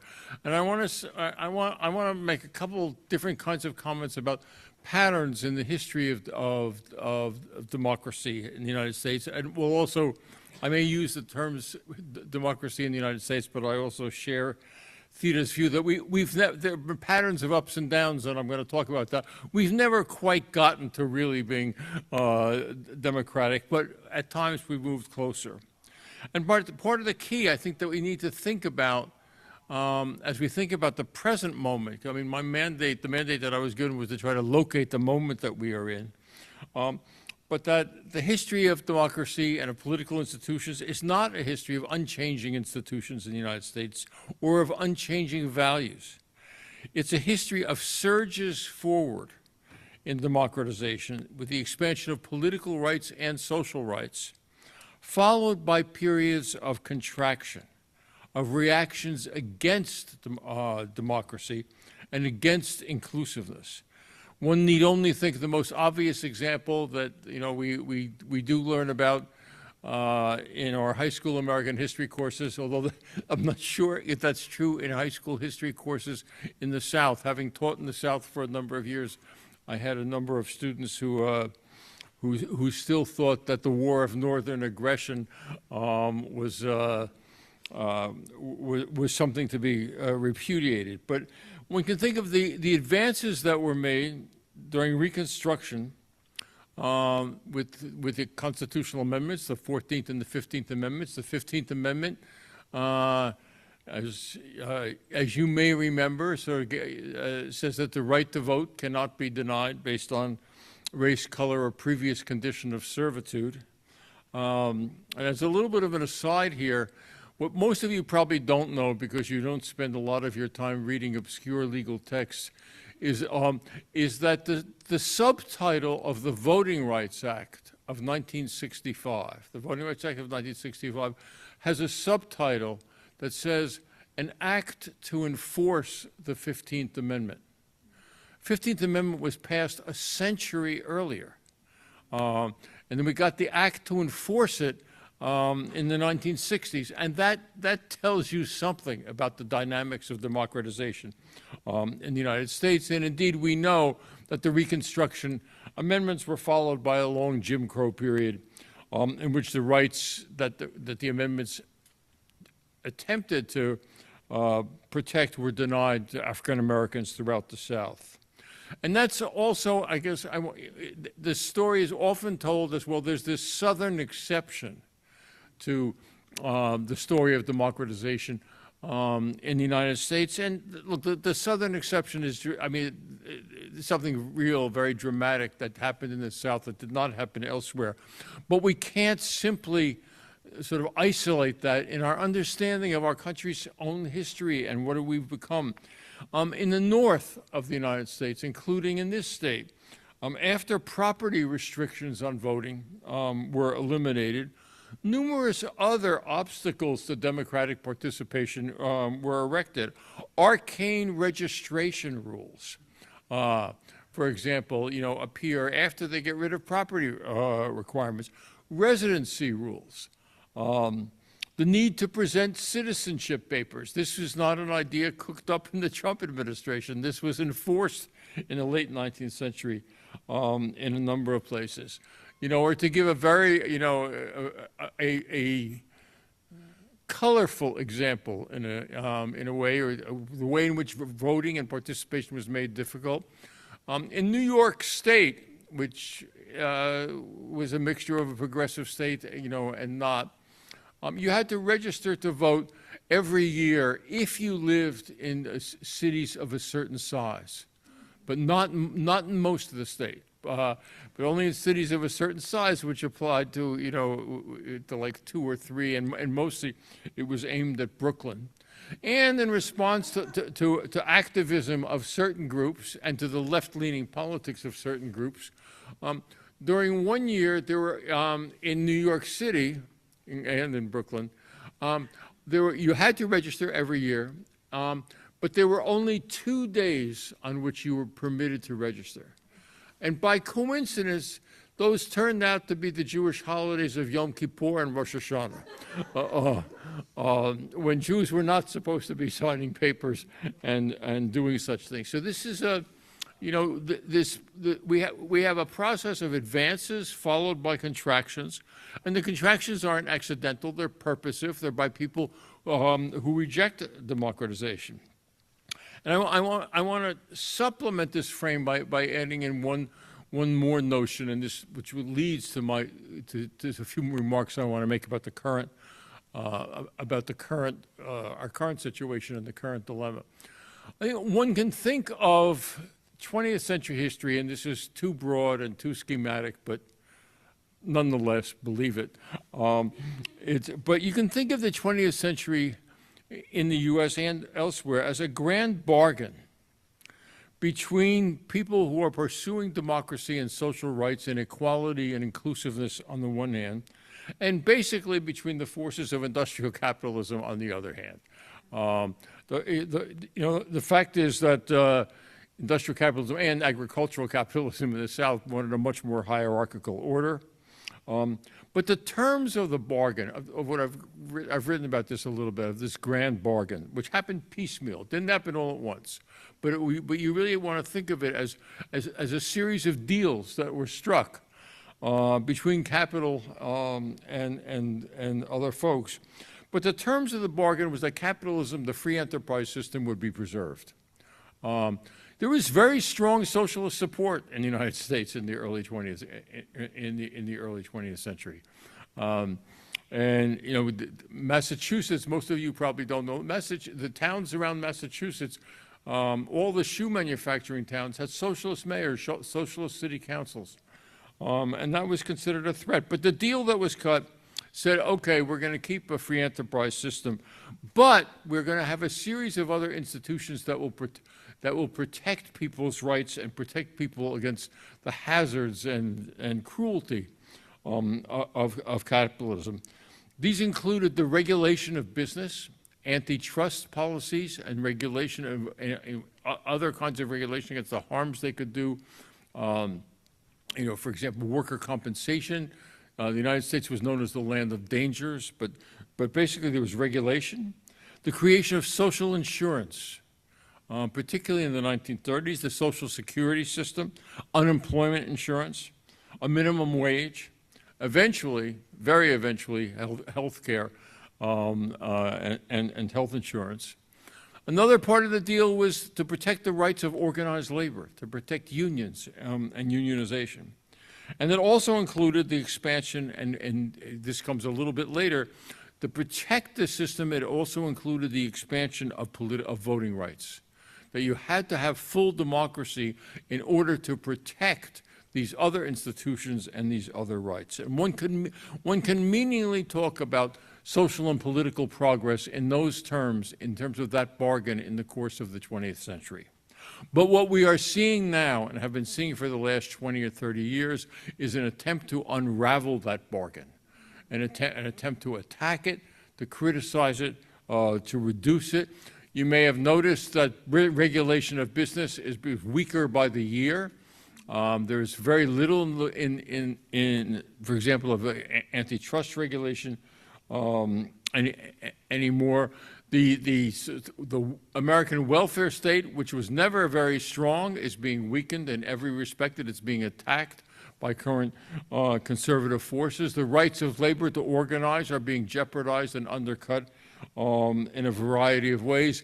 And then, in order to try to preserve this attack, this criticism, this weakening of the state, the attack on voting rights themselves, which Theda has referred to, and which I think, I mean, I study voting rights for a living, but what is going on, that voting rights are very much under attack. And one of the very interesting things about the current moment is that this broad attack is very much national and not regionally focused. So, you know, well, it leads me in conclusion. Obviously, this is a moment that requires vigilance and resistance on many different fronts, including in universities and including in this one. And I don't, you know, there's those of us who have been around this institution for a number of years, and I left for about 25 years, but then I confess I came back. But it's an institution where many of us are proud to work here and study here. But we don't need to be either narcissistic or grandiose about the role of this university. There's plenty of narcissism and grandiosity in speaking about Harvard, but we ought not do that. But we should recognize that we are one small piece, and we are involved in one small piece of a much larger conflict. And what we do is important. Precisely, not because we're special, but precisely because we are and have joined in a national struggle. A final comment is a mixture. Everyone I've noticed before wants to end on a hopeful note. I'll try. But, you know, the starting point of this, and you may not think this is very hopeful, is that in the history of the world, the global history of the world, all democracies so far have failed. Okay. No, wait. Can we, I mean, Athens lasted almost 200 years, which was really quite extraordinary. Right. Well, Theda, let me finish. Theda has a long history of criticizing anything I say, so, but in modern times, most democracies have lasted only for several decades. Okay, it's a very, very sobering thought, and I think, you know, my exhortation, if it's not optimistic, I mean, is that we do see also movements, and we see them in the last 20 or 30 years, and even before that, where people have organized and risen up and fought and protected their institutions, and they've done it very successfully. That can happen too. I mean, there's a long arc of failure, but there are many stories of people protecting or quickly restoring democratic institutions when they have been threatened. And I think we just want to make sure we here, in whatever we do, out in whatever communities we belong to, want to make sure that this democracy does not fail on our watch. Thank you.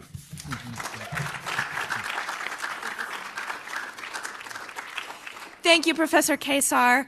Democracy may be dying, but you know what lives forever? Rock. Yeah. Up next, I would love to welcome Mariel Baumgarten for a student performance. Mariel is a folk rock singer-songwriter originally from D.C., now a freshman in the Harvard New England Conservatory dual degree program. Her writing is preoccupied with narrative and atmosphere. She is currently working on a concept album series tentatively titled Butterfly Effect, and her debut album, Sunspit, released in May 2025. Thank you, Mariel.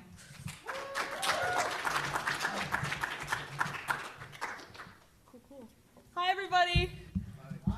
I'm super excited to be here. And I'm going to do my little flamingo pose to tune with my phone. So I hope nobody minds. It does work. But yeah, so when I was first asked to play at this event, I was really overjoyed to sort of be able to help out with my music in whatever way I could, because opportunities to do that, to have my music interact with the issues that I care about, are kind of few and far between. But then I thought, you know, like, okay, I would love to do this event, but like, I'm not a particularly political singer. Like, am I really the right person to ask? Like, I'm just a folk singer. And then I thought, I'm not a political singer, I'm a folk singer. Because, as many of you probably know, like, the genre of folk has been kind of instrumental, no pun intended, in facilitating a lot of movements against the oppression of people for a lot of American history, most famously in the 1960s with artists like Bob Dylan, or before that with Pete Seeger, Woody Guthrie. So I'm happy to follow in that tradition. And what I'm going to play for you today is, while it may not be topically extremely political, I think subtextually I wrote it with that in mind. It's a song called Cut, Cut, Cut, Cut, which I wrote like 2 years ago. And it's a very wide-ranging song. It's a story song. Involves witchcraft, takes place in the 18th century. So it's like very far out. But the central theme of the song is scapegoating, which obviously is an extremely relevant issue today. Scapegoating of trans people, scapegoating of immigrants. It seems to be this administration's modus operandi. So I wanted to play this for you, just kind of as a reminder that all art is political. And I hope you enjoy. We're in tune. No, we're not.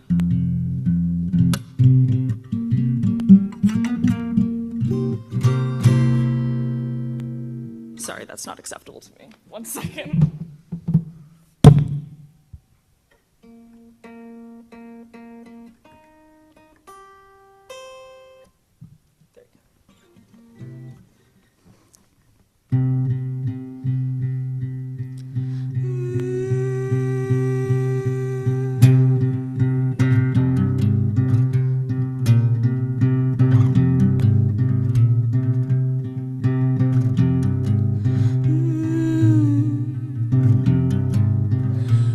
In search of folk tales, fairy rings and snail trails. Joey looked so pale as he was spirited away. His eyes were shut, shut, shut, shut. Shut, shut, shut, shut. My mother said his mother was a pagan. Elixirs in the kitchen, that she double-crossed a demon who took her precious boy away. For what?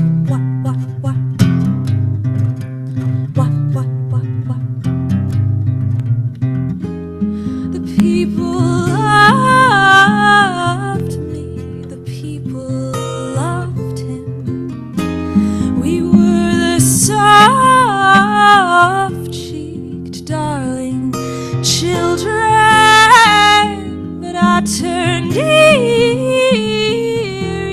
and he turned alien, and us children frightened them.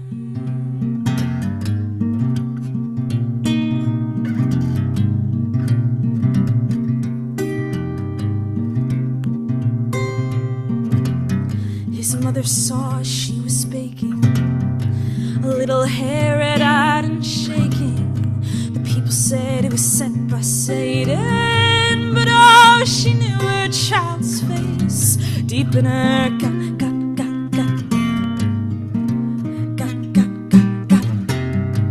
They set snares around the school grounds. The priest released the bloodhounds. He said he'd skin it if it came around. I knew that only I could keep it safe. You turned Joey back, I prayed at the closet altar I had made, and their unseen mouths devoured my offers. Their hearts of mice left stains upon the floor. Then I knew he was a boy again, and that I would never be the same.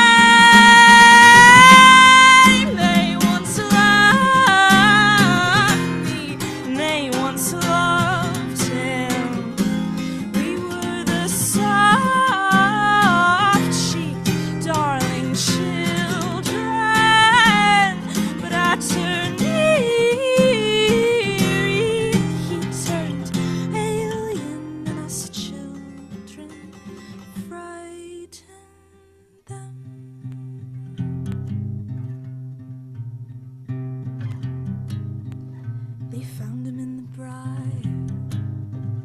his ankle caught in wire, how milky white his eyes were.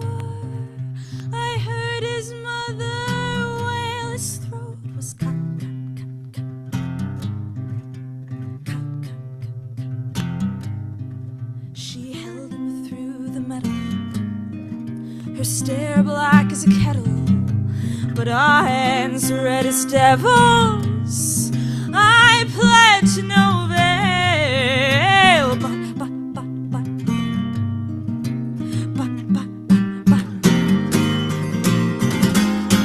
they once loved me, they once loved him. We were the soft-cheeked, darling children. Now I was eerie, his mother alien, we were foreign. How we frightened,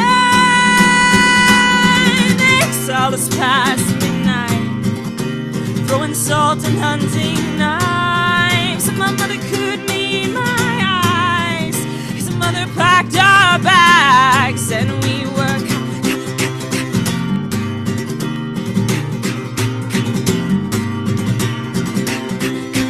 don't try to speak reason, your tongue will be oh, you harmless heathen, your tongue will be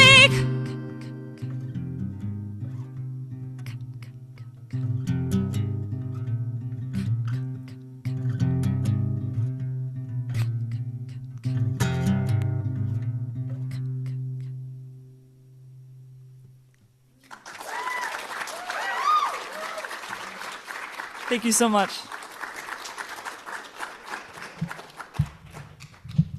Thank you so much. Let's give it up one more time for that amazing performance.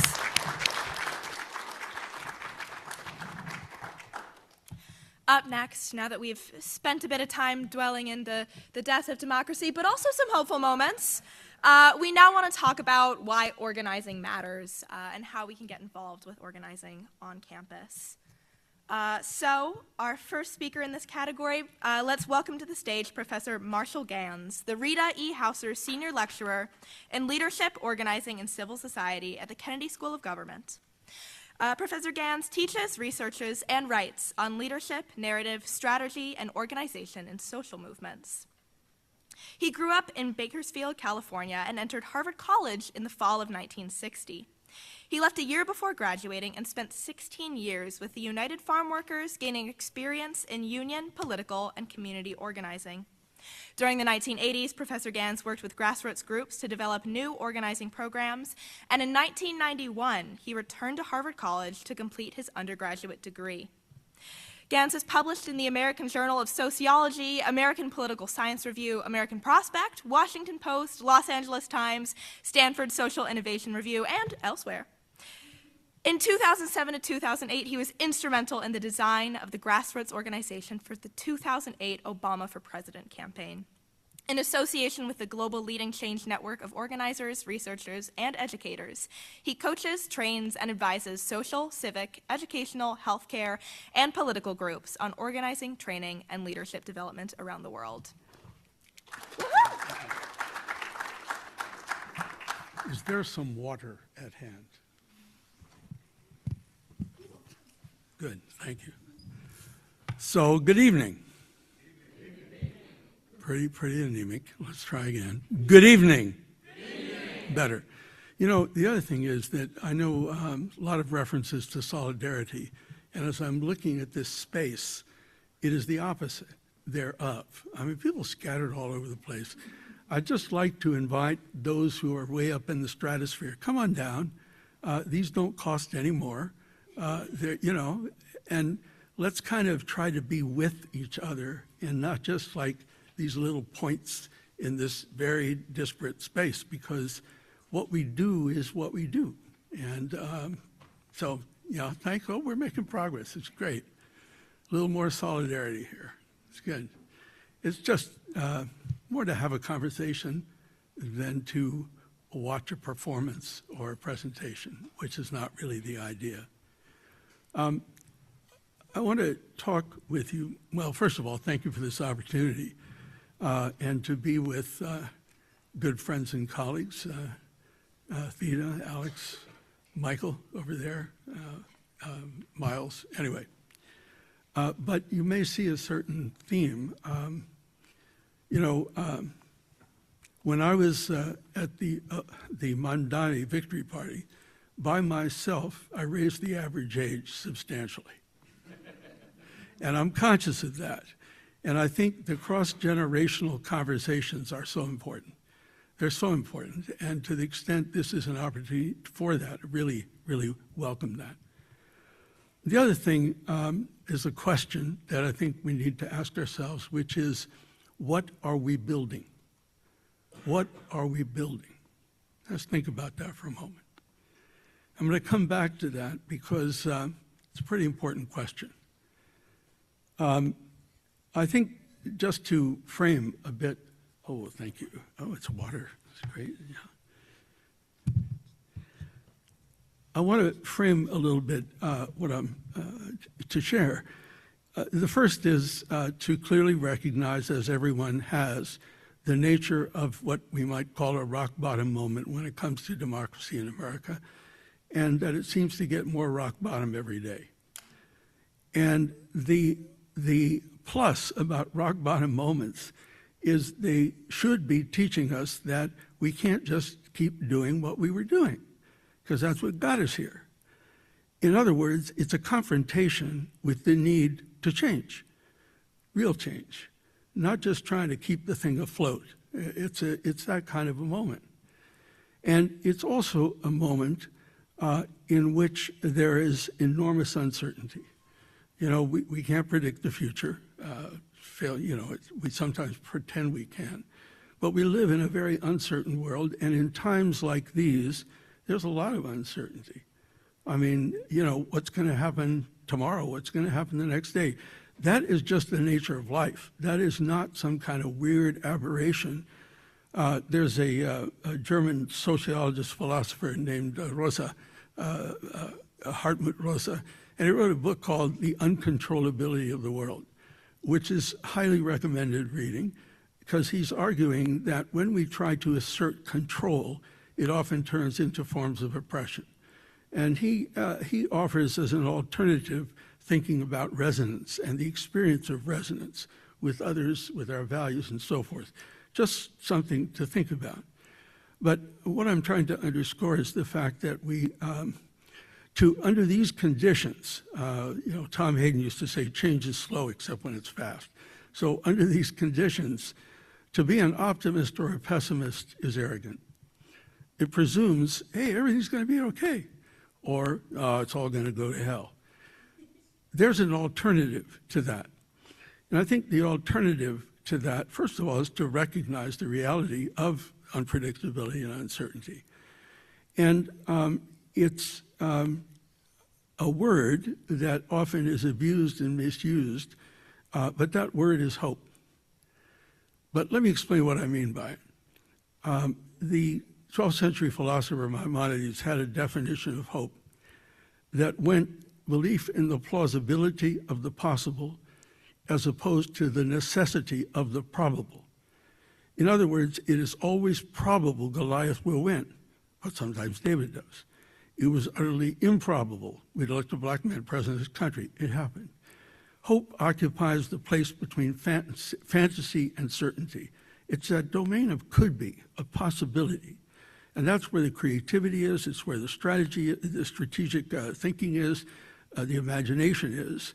And it underscores how critical it is for us to find our way to that place of being. And I'll just ask, how many people here have had an experience of hurt? You ever had an experience of hurt? You've been in the world? You're probably likely. Hurt. How about experience of hope? Anybody have? See, if you hadn't had the hurt, you wouldn't think the world needed fixing. And if you hadn't had the hope, you wouldn't be in this room. And sometimes we look out there for what's really in here. in our own lived experience. And in times like this, it's so important that we come together to share that so as to create the creative energy that's needed in a moment like this when really everything's in play. And trying to think of that as opportunity, not a problem, an opportunity. But it also puts responsibility on us. Now, the other thing I want to say a bit about is leadership and organizing. And, you know, we hear a lot about this structure, that structure, the other structure. The question is, where's the agency within us to interact with that, to engage with that, to become creative, to be strategists? And, you know, that's in many ways a really important question. And leadership is often conflated with domination and authority. But I want to suggest it's something quite different. The approach I've taken to leadership is rooted in 3 questions posed by the first century Jerusalem scholar Rabbi Hillel. He was asked, how do I figure out what to do with my life? And he said, well, ask yourself 3 questions. The first is, if I am not for myself, who will be for me? Not a selfish question, but it's a call to enough self-awareness that you can actually see others as other than a reflection on you, a recognition of your own worth, of your own value. You know, I was at MIT at a dinner with Tim Berners-Lee, the guy that invented the World Wide Web, and he was saying that machines can make decisions, but only humans can make choices. And his point was that, look, I love ChatGPT, I love Claude, best friend, so forth. But the point is that AI receives information in the forms of zeros and ones, and then it's a calculator. It does reckoning. It's like a super calculating. Now, as humans, we can calculate, but we learn through our emotions, we learn through our bodies, we learn through our experience, we learn through our presence to one another. We have such a richer source of information about the world and our place in it and how we interact with each other. And that's when he says choices. And what we should be doing is developing our capacity for judgment rather than trying to quantify everything into some abstract way of measuring. So that's why I'm focusing on agency and leadership as a way of exercising agency. But based on these 3 questions, because that first question about self matters. You know, sometimes people who are involved in organizing say, oh, I'm just a vessel. You're not a vessel, you're a human being. You've made choices to be doing what you're doing. And it matters, those choices. Why did you make those choices? What values moved you to make those choices? I'm not a vessel of anything. The second question, though, he says to ask yourself is, if I am for myself alone, what am I? Because to be a who and not a what is to recognize that we exist in relationship with others. I mean, we are relational creatures. I mean, the way in which from birth to death, we are in relationship. And so my objectives are inextricably wrapped up in the capacity of others to realize theirs.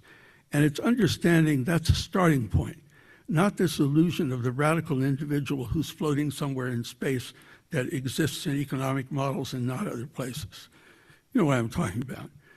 So it's that second about understanding our relationality. And the third is, if not now, when? Now, that's not advice to jump into moving traffic. It's a caution against what Jane Addams called the snare of preparation. Let's planning, and we're going to plan, and we're going to keep planning until we come up with the perfect plan. And then we'll implement. And of course, the world will totally conform to our expectations, except that never happens. In other words, the idea of action, it's, we can't really learn to do well what we want to do until we actually begin to do it. In other words, that understanding flows from action, and with action, it's not prior to action. And I'm not talking about judgment and hypothesis and all of that, but I think we get pretty, you know, somebody interviewed Eisenhower right after D-Day invasion and said, General Eisenhower, boy, the plans must have been really important. He said, yeah, planning's important, but plans are useless. His point being that we can't predict the future. The best we can do is a hypothesis. And so we have to appreciate the fact that the creativity and the strategy really begins with the action. And so unless we build learning into action, we go off somewhere in space and miss the whole point of what we're trying to do. So it's trying to embed that. So for me, I think of leadership about the intersection of self with other with action, those sort of three elements. And the second thing is to recognize when leadership matters. I don't know, you've probably had projects of your own where people form a line outside your office or your desk and boy, everything's going great. And there's a whole line there saying, we just want to thank you for the great job that you're doing. Why the laughter? When does the line usually form? When? Yeah, there's problems. See, as long as the system's working, what do you need leadership for? It's working. See, it's the creative, adaptive, initiative-taking practice of leadership is precisely when there are dilemmas, contradictions, challenges, and all the rest. And so that can be kind of challenging to say, oh, this is what I'm buying into. And because you'll ask yourself, do I have the skills I need for these new challenges? Challenge to the hands. Can I use my resources in new ways? A strategic challenge, challenge to the head. And then where do I get the hope? Where do I get the courage? How do I inspire the hope and courage in others that it takes to take the risks that are often involved in dealing with real challenges, and that's a challenge to the heart. So it's a way of thinking of leadership in a heart, head, hands way. Now, unfortunately, in institutions like this one, head takes precedence. Hands come on somewhat, heart is absent, and it should be present. If there's anything we should be emphasizing these days, it's the humanities, but we're not doing that. We're doing just the opposite, because that's how we learn to cultivate our values, that which we care for, that which we will take risks for, that with which we can, how we can relate and experience others. So, given that, the definition that I've come to use is this, that leadership, it's about accepting responsibility for enabling others to achieve shared purpose under conditions of uncertainty. So this is leadership as a practice, not as a structure, not as a position. A lot of people occupy positions of formal leadership. They're pretty awful leaders. I don't think we have to look too far for examples of that. On the other hand, those of us that have worked in communities, I mean, we meet people who are doing what I just described without the titles, without the designations, but that's what they're doing. And so it's an effort to open up our thinking about leadership as skills and practices to enabling people to work together successfully. And that's kind of the approach that I've taken in the work that I've been doing. And organizing, which has been up here, organizing, it's a particular form of leadership that begins by asking not what's my issue, but who are my people?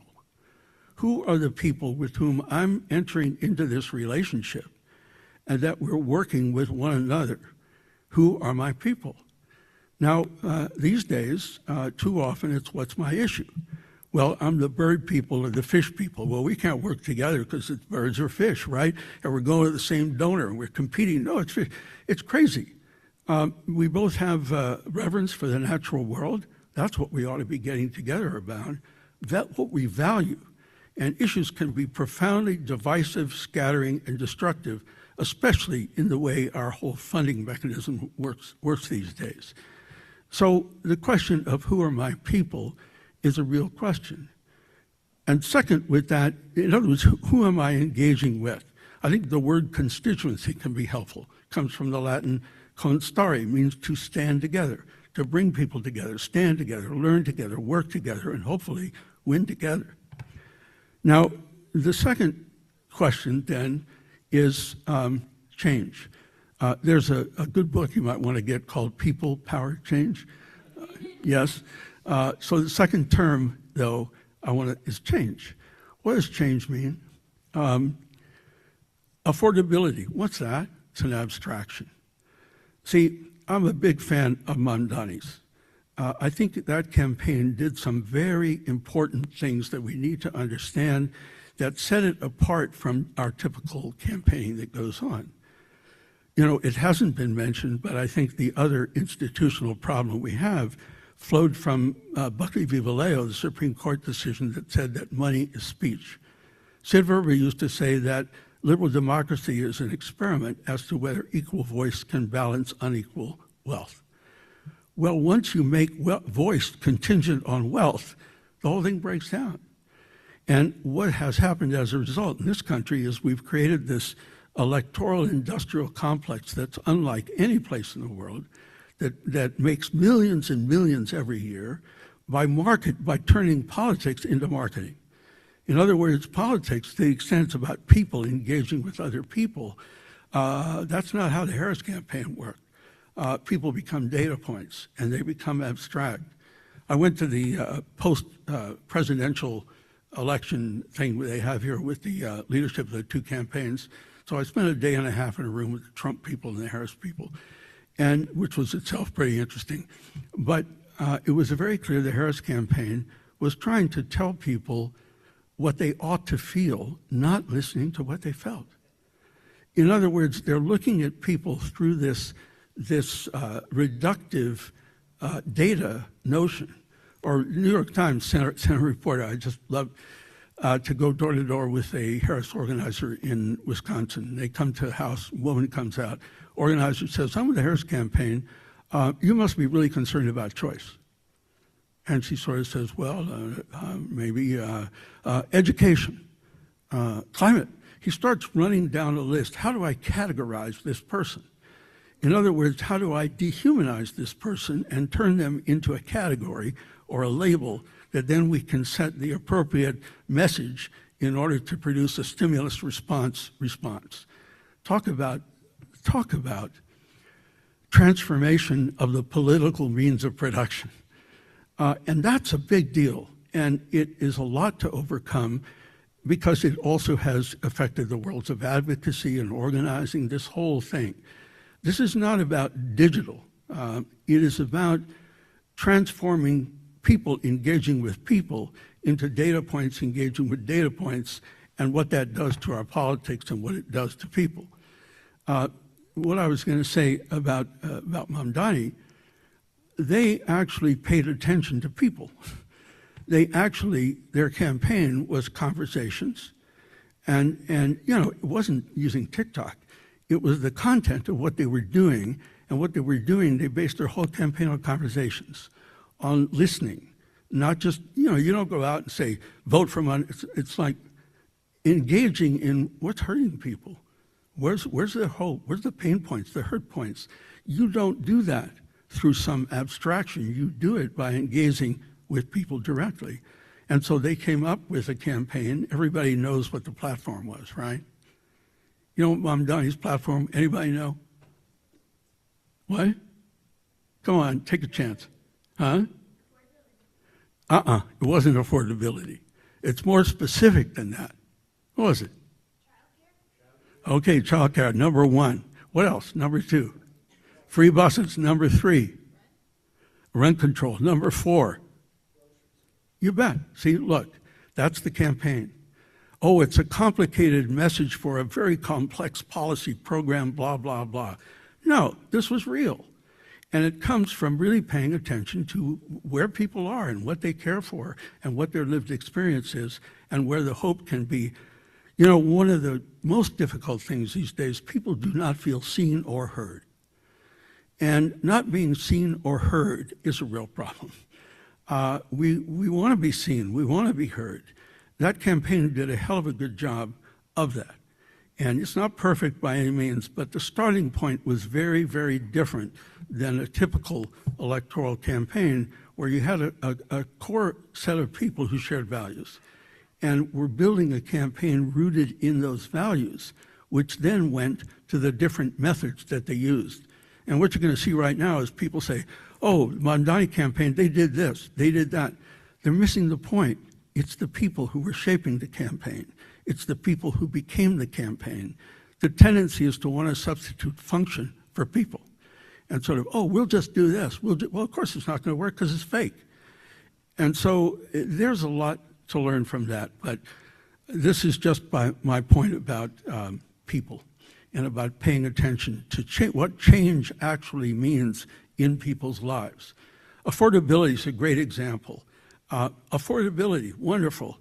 Now we're going to do a whole lot of stuff about affordability. What the hell is that?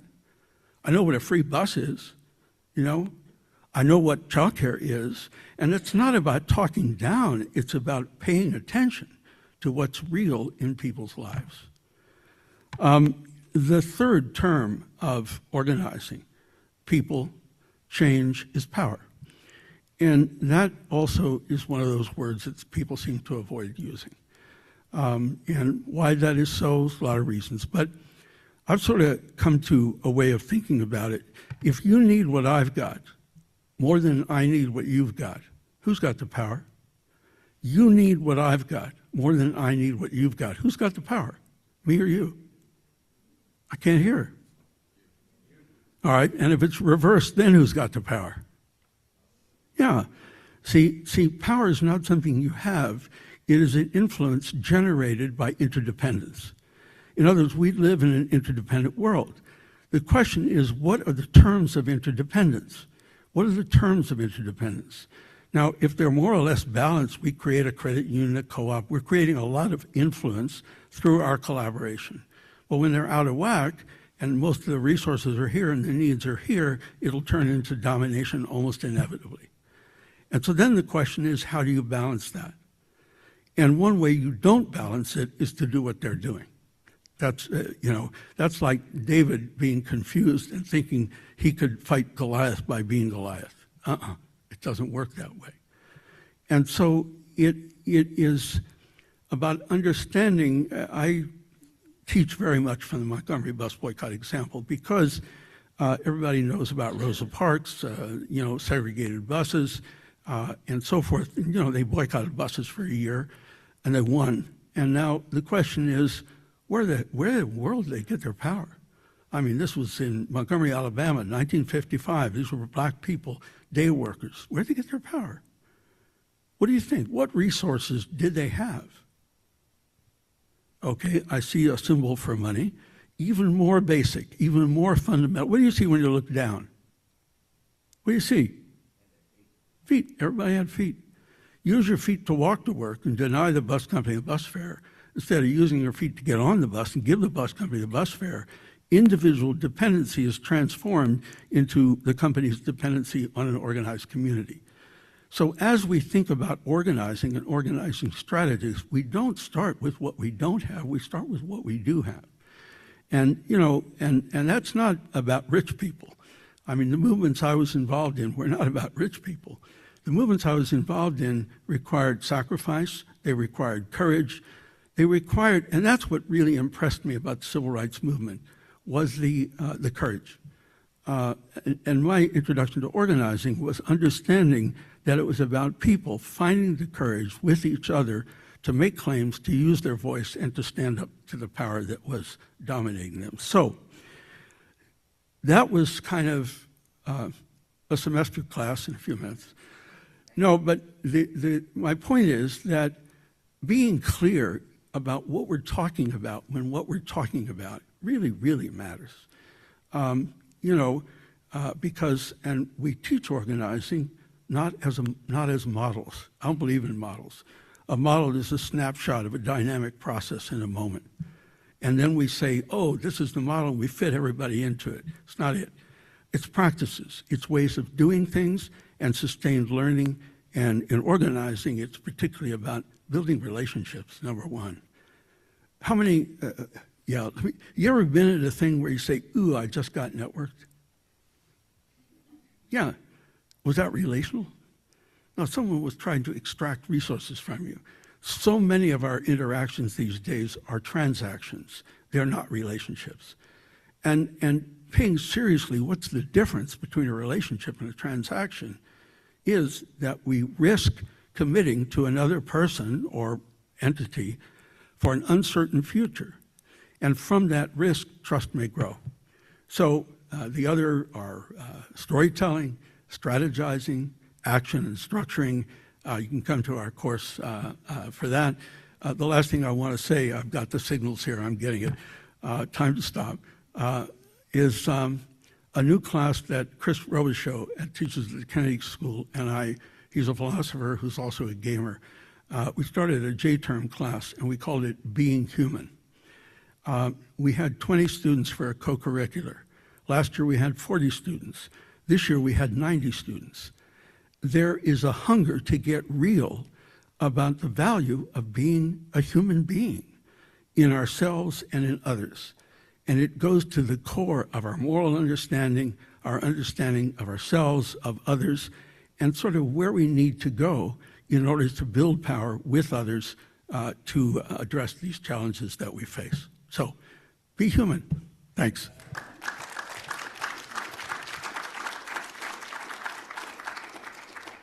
Thank you, Professor Gans. I'm now excited to turn it over to a discussion on organizing at Harvard through the generations.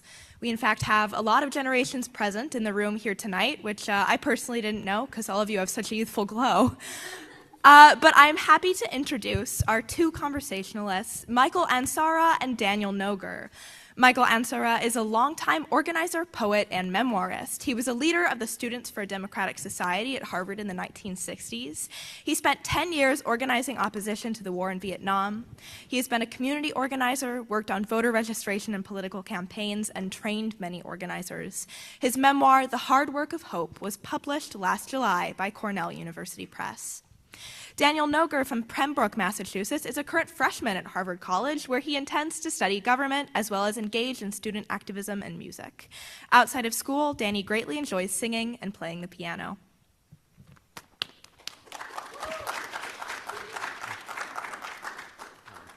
Thank you so much for being with us today. I really appreciate it. No, I'm really glad to be here, and you know, I'm so delighted to be with Students for Freedom. I feel this long flow of Harvard students who've organized and protested and been activists. And at Harvard, it's not really treasured enough. I went back and found that in 1766, there was a massive protest of Harvard students about butter. It was called the butter protest because the butter was rancid and the food was terrible. And it was led by the grandfather of Thoreau. And the Harvard president at the time set the precedent for Harvard presidents by severing half of the student body. And then there was organizing, and finally they were reinstated. But there's this glorious history, and I'm so pleased to join Students for Freedom. Thank you. Thank you. So jumping right into your life and your career, you were first involved in the civil rights movement very early in life. At about age 13, is that correct? Yes, it's true. What was that moment like, and did you understand at the time what you were stepping into? No, I definitely didn't. It was really one of those moments that changes your whole life. I was walking by a picket line outside of a Woolworths. I was 13 years old. I was miserable. I was depressed. I was suffering adolescent angst. And I stopped, and I started talking with the people in the picket line. And they were telling me that they were picketing Woolworths because it wouldn't serve a cup of coffee to the students from Greensboro, North Carolina. And something just pulled me into that line, and it completely changed my life. I found enormous hope, and I found that I could be part of something that was much larger than myself, which gave me profound meaning. And I fell in love with the organizing and was adopted by a brilliant group of young organizers in Boston. And so not only did I have the organizers of SNCC to learn from and emulate, but the organizers in Boston taught me how to organize and go door to door. And I saw that when people come together, people change. And when people change, they also build political power and can change the world. So you chaired the 1969 Harvard Strike Committee, and years later we've seen students protest on the same campus on several different topics, such as the conflict in the Middle East and right now during the grad student strike. What do you make of how institutions like Harvard respond to student dissent now versus back then? Well, so I think it's important to recognize differences. I think students today are in a very different situation than I was and my peers. There is so much more insecurity and so much more fear. I mean, yes, we lived in a very dangerous time, but to be honest with you, we didn't worry about whether the value of our degree would be completely outweighed by the crushing student debt that students would have. We didn't think a lot about whether we would make enough money. We worried about whether we would have moral careers. We didn't worry about people being grabbed off the street and not just expelled, but deported. So I think there's a tremendous pressure that students are under today, and I think it's really important that that be recognized. In terms of administrations, I'm struck by how foolish college presidents and administrations are. I mean, just to give you the stunning example of that, in 1969, we occupied University Hall. The campus had turned against the war completely, but it had not adopted SDS and the occupation of University Hall. If President Pusey had let us sit in that hall and stew, it would have petered out. But he called in state troopers and Cambridge police who not only arrested and beat us, but then beat all sorts of people coming out of the dorms in Harvard Yard. And that produced a sudden crystallization that not only is the war wrong, but the Harvard administration can't be trusted, and the university had to go on strike, and 16,000 members of the university community went on strike. And so I would say to students today, I really am very humble about suggesting what you should do, but I always believe that when we organize, we can create new possibilities. And the important thing is to reach out and constantly be talking to your fellow students and build the power of students throughout the university. Thank you. Thank you. And I've got just one brief last question for you. So the title of The Hard Work of Hope by you communicates that hope is something that you feel, but also something that needs effort to keep up. Where do you get your hope from today in 2026? Well, so first let me talk just 2 seconds. I got 1 minute on hope itself, because I want to echo what's been said. You know, hope is not based on certainty. Hope is not a prediction. Hope is a choice. And it's a choice that we make for one reason, and that is that the future is not predetermined.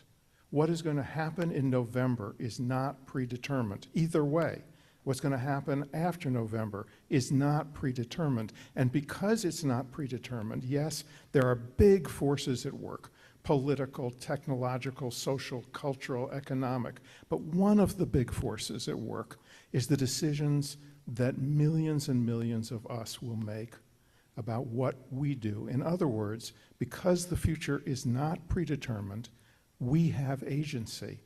And when we come together and combine together, we can actually shape that future. And that's what gives me hope. And it's a real hope, particularly in the young people of our country. I really believe that young people, with all the fear and pressure that they're feeling, they will fight for their future. And when they fight for their future, they're fighting for the future of our country and for democracy. Thank you very much for coming today. Please, a round for applause for Michael Anzara.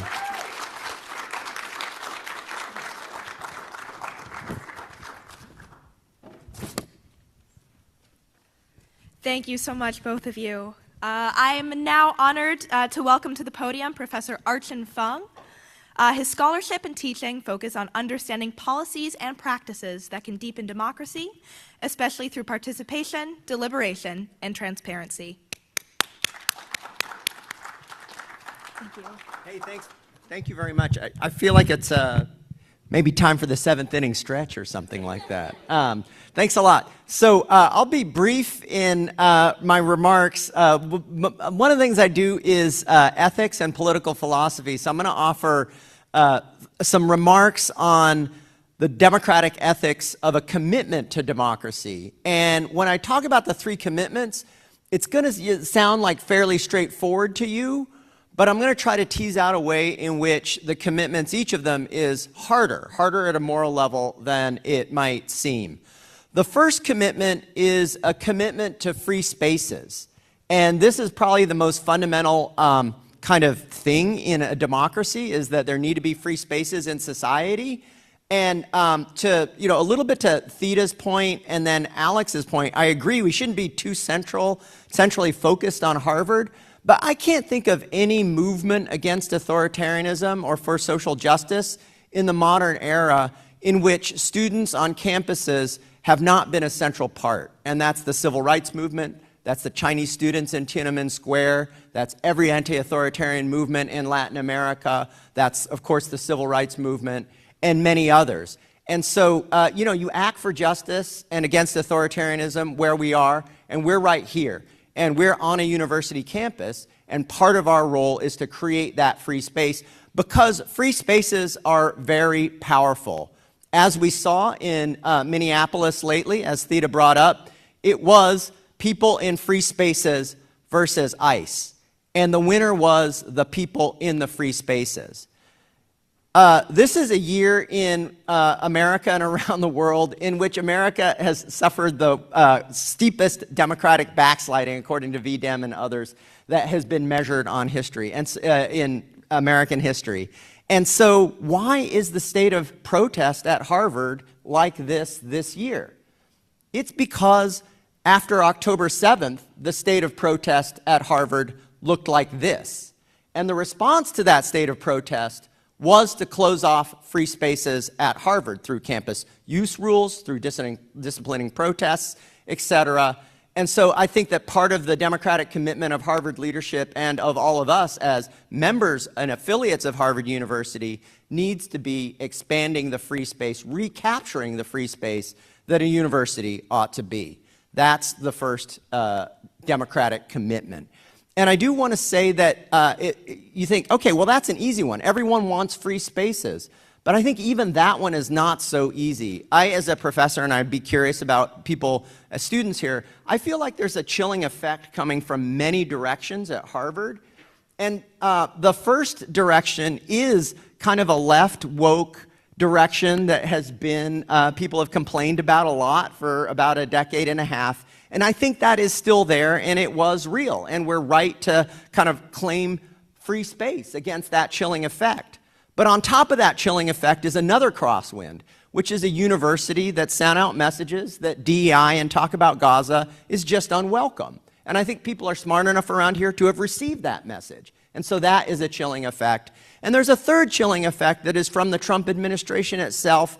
And I think that students from the military and international students feel the brunt of that chilling effect the most. So, like I say, everybody loves free speech until somebody says something they don't like. And I think that that's the problem with the commitment to free spaces. The second is a commitment to democracy itself.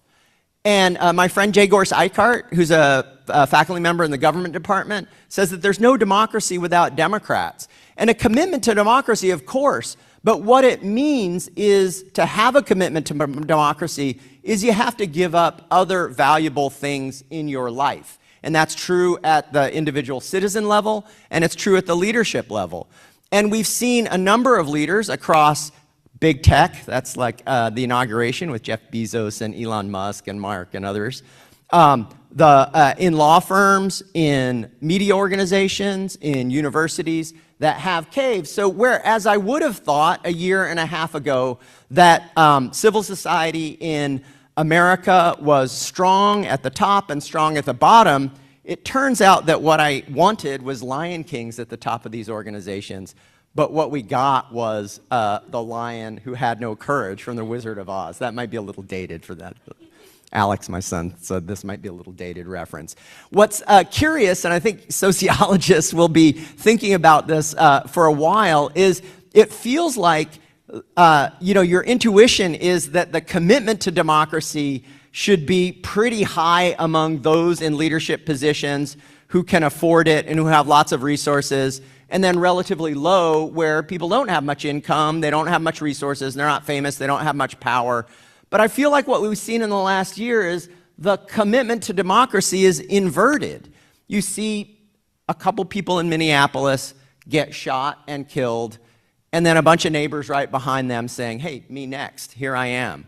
Whereas, with the leadership level, like what exactly is there to lose? And yet you see little commitment to democracy. And I think, I've been trying to puzzle this through, and I think the explanation for that might be like at a couple of levels. One, some leaders just might not believe what a bunch of people in this room believe, which is that democracy is on the precipice. They might just think, oh, we're in kind of a George Bush to Barack Obama normal, and this is just a little bit of a click to the right. That's certainly what people were saying right after Trump's second-term election. Oh, the vibe has changed. That's why we got to get more conservative voices all around. And then some of the others of us were saying, well, yeah, maybe the vibe has changed, but really I think it's authoritarianism that's around the corner. Once again, I think I'm right. They're wrong. Okay. And the other reason is I think that people in leadership positions feel like they have a great moral commitment to protect the equities of the organizations that they lead. And that is certainly true as a leader of an organization. But the point of saying that everybody should have a commitment to democracy is to say, yeah, there is this other equity also, and that is your commitment to the democratic republic. And I think that that's the thing that lately has been zeroed out, because it's been a long, long time since in America, corporate leaders or media leaders or law firm leaders or university leaders have had to do anything for democracy. And now when they do, that muscle is quite atrophied. And even the thought that they might have to do something for democracy seems kind of hard to compute, I think.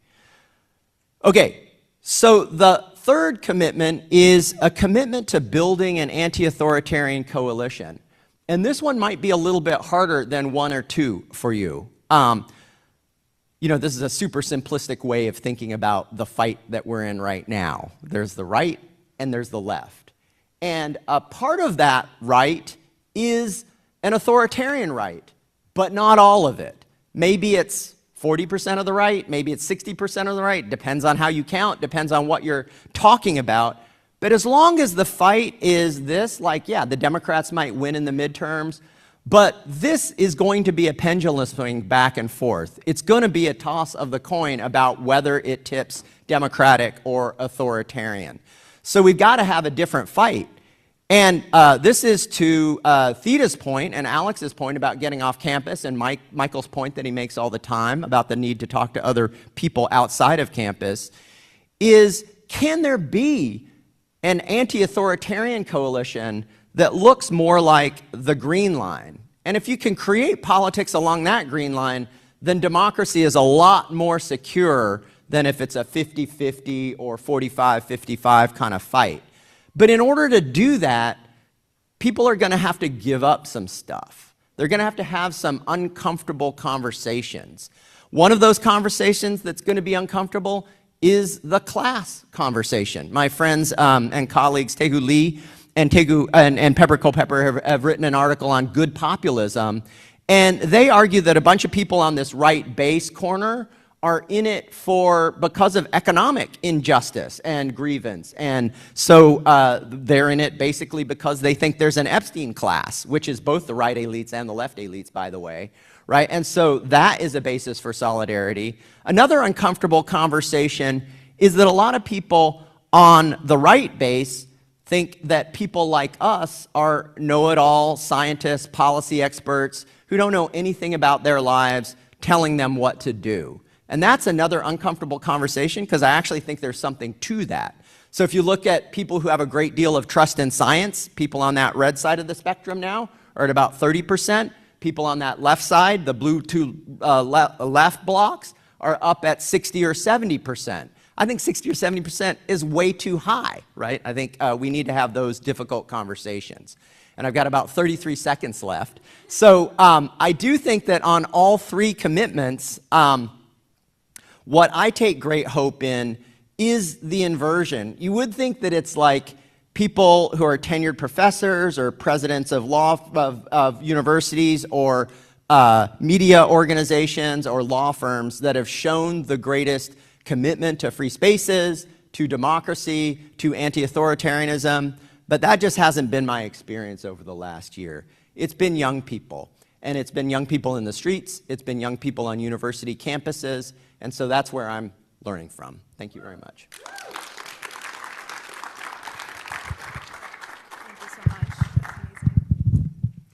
Thank you so much, Professor Fung. The next slide we have was something that I designed when I had foolish but beautiful dreams of being ahead of schedule at this point. So they are also slides that I think are going to be somewhat frightening to skip past out of context, so we're just going to do a really atrocious speed run, okay? This is a little game show that I like to call Real or Onion. Are any of you familiar with the satirical newspaper, The Onion? Yeah, so sometimes satire maybe is a little too close to real life. So I'm going to really quick show an example of something that a politician maybe said or tweeted. And when I say Real or Onion, I need you guys to like shout out right away, because we're speed running, what you think it was, okay? Okay. First one, J.D. Vance claims that universal daycare is class war against normal people. Real or Onion? Real!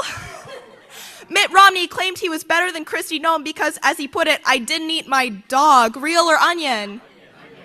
That's real. Kristi Noem wrote about killing a dog in a memoir she chose to release, and he really wanted to get in on that discourse. RFK Jr. defends Trump's erroneous claim about reductions in prescription prices by saying Trump just has a different way of calculating percentages. Real? Trump condemned circuses on social media, or Truth Social, saying that they aren't violent enough. That is The Onion. But he does still weigh in on the entertainment industry. You can see this plethora of tweets about how Robert Pattinson deserves better than Kristen Stewart. Okay, RFK Jr. cautioned that some contemporary health issues can be attributed to Americans' lack of bee consumption. Real or Onion? It is Onion. But don't worry, he still has plenty of weird health claims. On a podcast, RFK Jr. did claim that toxic chemicals are responsible for children identifying as trans. And he also went on another podcast, which he should stop being invited to, that he's not scared of germs because he used to snort cocaine off of toilet seats. Thank you, Robert. Iowa Senator Joni Ernst reassured a constituent who is concerned over Medicaid cuts, saying that we are all going to die. Real! So, with all this in mind about the very interesting state our leadership is in, I am super happy to turn it over to some leadership that I actually believe in. Let's give it up for Patty Nolan, co-chair of Crimson Courage, and Cambridge City Council member. Thank you. Okay. That was pretty fun. All right, so I'm supposed to do the what to do action, right? This is the action part of the program. So I'm with Crimson Courage. What? Real. I'm also, if any of you live in Cambridge, I work for you. I love working for you. And I will say I got my start in activism right here on the Harvard campus with the South Africa Solidarity Committee, which was started by a friend of mine who sent a quote, which we'll send around, I think, to everybody, who sent a message to say, they were rebuffed. She was from South Africa. She was an international student. They tried a bunch of stuff. The administration rebuffed them, and they just kept trying. And then there was a candlelight march through Harvard Yard and through the Harvard Square, which had 3,500 students at it, which was a phenomenal turning point in at least student activism. And she ended her remarks by saying, whatever passion you have, please students, keep getting engaged because you can make a difference. They made some little difference in the Harvard Corporation. I will say Crimson Courage, we will take at least a little credit for Harvard continuing to stand up. It really did make a difference that thousands and thousands of alums, even those of us who don't make millions of dollars and give millions of dollars to the university, there were thousands of us who stood up and said, Harvard, we will have your back. If you continue to stand up, we'll stand with you as long as you keep standing up. So what can you do now? One thing is join our list if you're not on it already. Any seniors here or faculty members? Okay, so that means you're going to have a ticket to get into the yard on commencement, and we would love for you to work with us to distribute some of the Crimson Courage information that we have. So come see any of us afterwards. And any of you online, same goes for you too. Follow the lead of those who are speaking up and standing up is what you can do. There's Stand for Campus Freedom, which Crimson Courage is part of, has an ICE off-campus sign-on letter that's going around. It's really important for that to be signed on by everybody across the country. May 1st, there's an action nationwide about standing up to say we really have to stand up for all of the values that we hold in terms of pushing back on what is happening nationwide. So wherever you are, whether you're online, if you're listening from afar, make sure you get in touch with the folks organizing that. And to speak up about the threats and the dangers. It's really critically important to speak up. Everything you've heard here today, we've already talked about the dangers coming.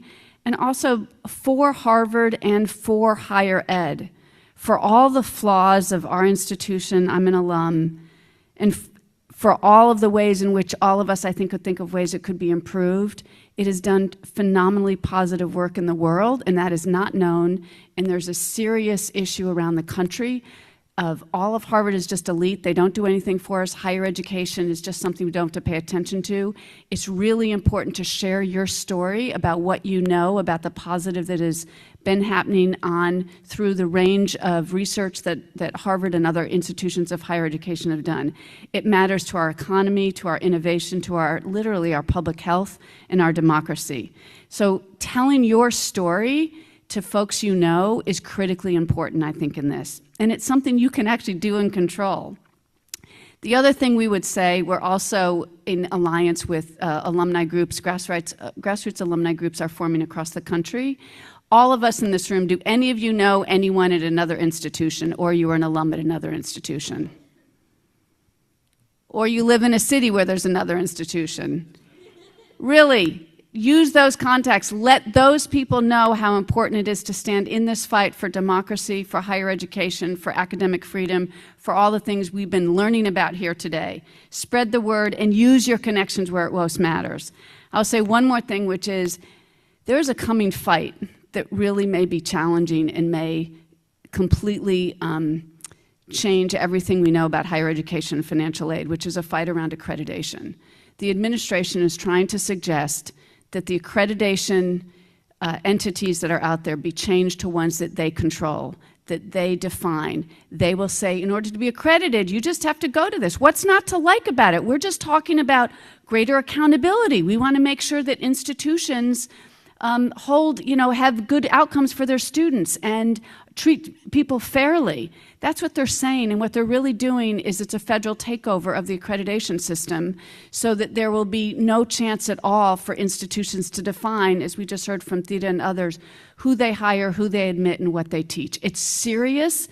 These people who are doing it, we know they're pretty effective, they're dastardly, and they are pushing this in a way because their compact did not work. So look for that. That may well be our ask for Crimson Courage at Alumni Day and reunions. The key is that, again, it seems okay what they say, and at the heart of it, it would be federally defined standards which would weaponize accreditation. No college that is not accredited can give financial aid. So this will be game over across the country if we let this happen. So it's critically important. Keep your eyes on that, because their goal is control. I also think it's supreme irony that viewpoint diversity, which we've heard about, which I think we would agree, as Arkan said, we could use more. Let's make sure it's additive and that we contribute more. We don't take away from what's on this campus, but we add to it if there are some voices that are missing. So viewpoint diversity, okay. Diversity, not okay. Affirmative action, really not good. But preferences and affirmative action for conservatives, really good. It's really interesting how this supremely ironic way that we are in this world where upside down is right side up, where all those ways that 1984 at the end of it had some things where, right is wrong and up is down and pigs are people and people are pigs. It was just bizarre. We're living in this world right now. It's critically important. Stay tuned, stay engaged, and use your connections in every single place across the country. Anyone online, you really need to do that. Thanks. Thank you so much, Ms. Nolan. Up next, we will hear from HUA President-elect Zach Berg, a sophomore looking to go into academia who has worked on pro-democracy work, campaigns, and education policy research. Let's hear it for Zach.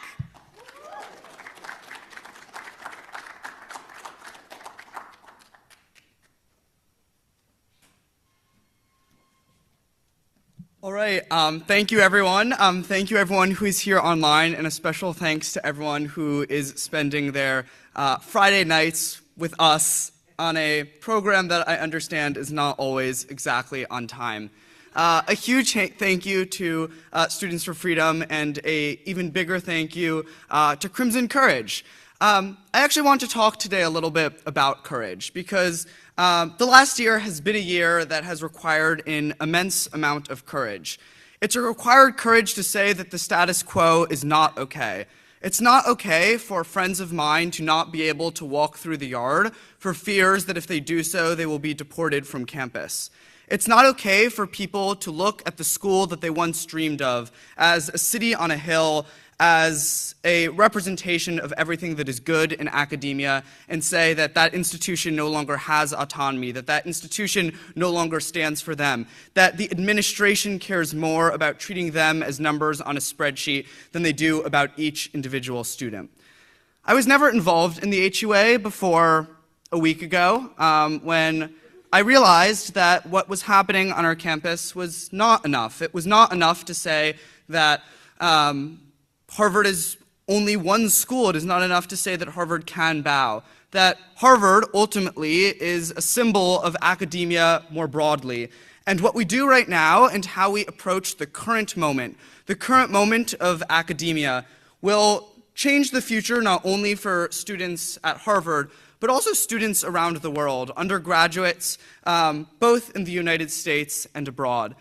And I think, therefore, it's very important for us to think about how we can continue to act with courage, how we can continue to have hope for the future. Because yes, it's been a year of hurt. It's been a year where our autonomy is under threat, that an institution that has been around for almost 400 years as an institution with its own agency, with its own autonomy, no longer has that clear runway that it always has. And yet, I'm here optimistic. I'm optimistic for those of you who have sat through these many hours of speeches and heard Sial, that it was actually a Crimson Courage donor that was the first ever donor to the Harvard Undergraduate Association's Independent Fund. Yes. I'm optimistic because of the alumni that we've talked to, the hundreds of people who are a part of student organizations on campus. They've said that they're willing to fight, that they're willing to create a Harvard that does actually focus on students, that doesn't treat us merely as pawns in the administration's game of chess, but as individual people that want to make Harvard a transformative experience, that believe in the mission of the university, that we don't only believe in what we learn in classes, but that we come to this institution to learn from people who are different from us, to engage with people with different ideas. It's why I'm also running with someone whom I have disagreed with, and I'm so excited to lead with Daniel, who is not here today, but we have disagreed. And I think that's what's beautiful about Harvard, is that I'm able to disagree with someone, to become close friends with them, to ultimately run the undergraduate student body with them, and to work together to make sure that Harvard can become a place that works for all of us. We're incredibly excited this year for a couple of things, but most notably, as Sial mentioned earlier, we want to make sure that the institution always prioritizes students, that the administration does not bow down to the larger American administration, that it does not prioritize where we are on a ranking sheet, does not prioritize what we look like on a spreadsheet, does not prioritize how the media covers us, because we are people, and it's some of the brightest minds that have come to this campus. I've learned as much from the people here as from all of the wonderful professors. So it's time to fight for that. It's time to fight for students. It's time to fight for our experience. It's time to fight for our autonomy. We're very excited to expand on all of the amazing work that Sial and Caleb did this year, to raise money, to actually have an endowment so we are separate from the university, so we can speak up, so we can have autonomy, so it can be a place of free speech for all students without having any fear that their club's funding will be cut, because ultimately right now we rely on the Harvard administration. We rely on them for our funding, which means that student organizations rely on them as well. Our mission is not about money in a bank account.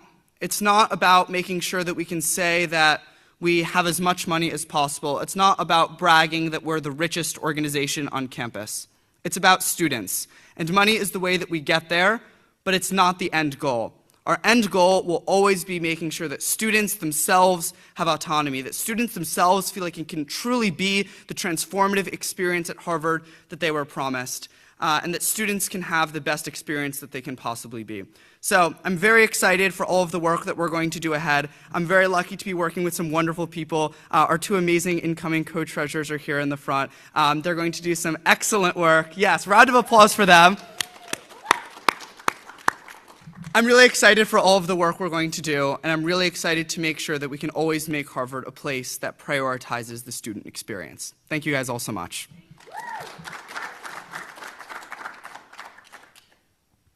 Thank you, Zach. And up next, we have Adam Sikla, a member of the Harvard Academic Workers, to speak a bit about what the HAW is fighting for right now. Thank you. Thank you. Thank you for Students for Freedom for inviting me to speak on behalf of the Harvard Academic Workers. HAW represents 2,800 teachers and researchers that you interact with every day.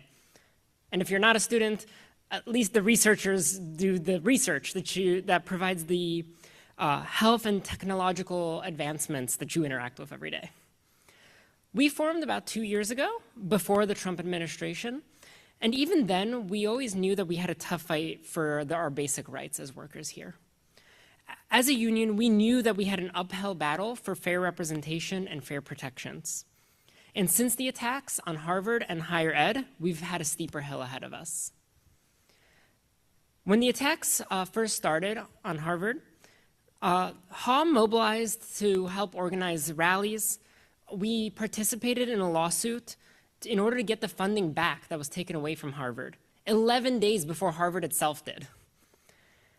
And HAW, along with many of the organizations here today, demanded that Harvard stand up. And it did, eventually.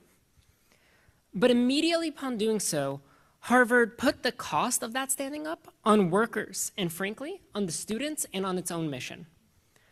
Between January 2025 and the incoming academic year, you will have lost 20% of your non-tenure track teachers. What will happen to your class sizes? What will happen to the inventive classes that cover the niche topics that make Harvard a unique educational environment? Since January 2025, the Harvard Corporation has eliminated or pushed out 20% of the researchers in our unit. So I ask all of you, what happens to that life-saving research they were pursuing? And I want to be clear, the cuts were not necessary. Harvard is sitting on a $57 billion endowment. If it's not for this rainy day, I'm not sure what rainy day it's for. And even besides that, it didn't even lose the money that the Trump administration threatened to take away. That money is all still here. These cuts happened purely by choice. It was a choice by the Harvard Corporation to take away education and science from all of you. HAW is right now negotiating its first contract, and throughout these negotiations, the corporation has been trying its best to set new standards, but unfortunately not new, better standards. It's been racing to the bottom to redefine what are the worst ways it can treat its workers, what are the worst ways it can get away with. We've always had an uphill battle, and the corporation right now is taking advantage of the Trump administration to make that uphill battle steeper. And we know this from our comrades in Harvard Graduate Student Union who are outside striking right now. They've had very similar fights. But there's one thing I learned fighting for protections against both the federal government and my employer at the same time. It's that together we can win. We can't just sit and wait for others to win for us, but if we speak to each other, if we organize, we communicate with one another and build a community, we can win. I actually really love being here today with all of you because it's really inspiring to see how each person is fighting in their own individual way. I'm glad to meet all of you. I'm glad to continue to build a community and to build coalitions that we can work together going forward. Talk to myself or Julian in the back after this so that we can build our own communities here. I know we're all fighting for a better world in our own ways, and together we can build that even better. Thank you. Thank you so much, Adam. We will now hear from the Harvard Graduate Students Union.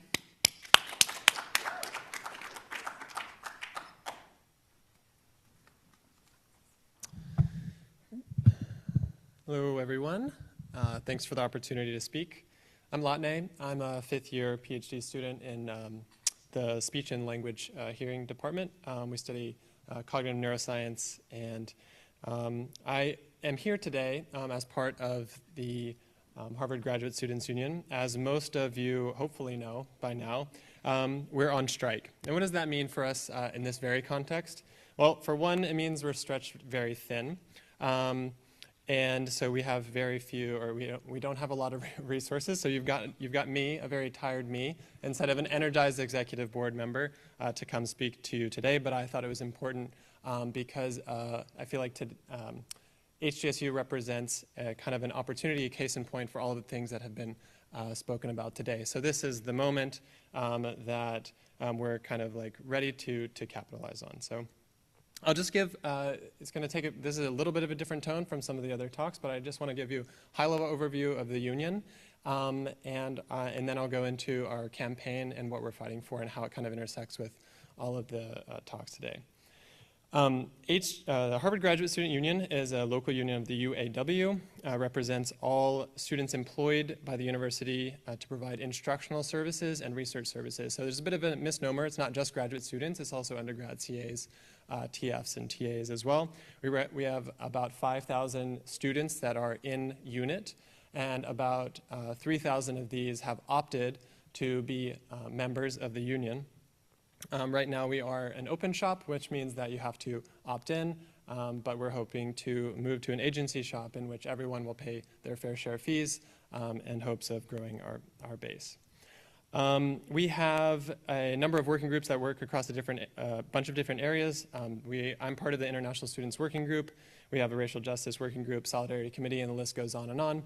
Anything that I'm talking about today is on hgsu.org if you want to know more. And then I'm going to go ahead and plug hgsu.org/strike if you want to know anything about the, yes.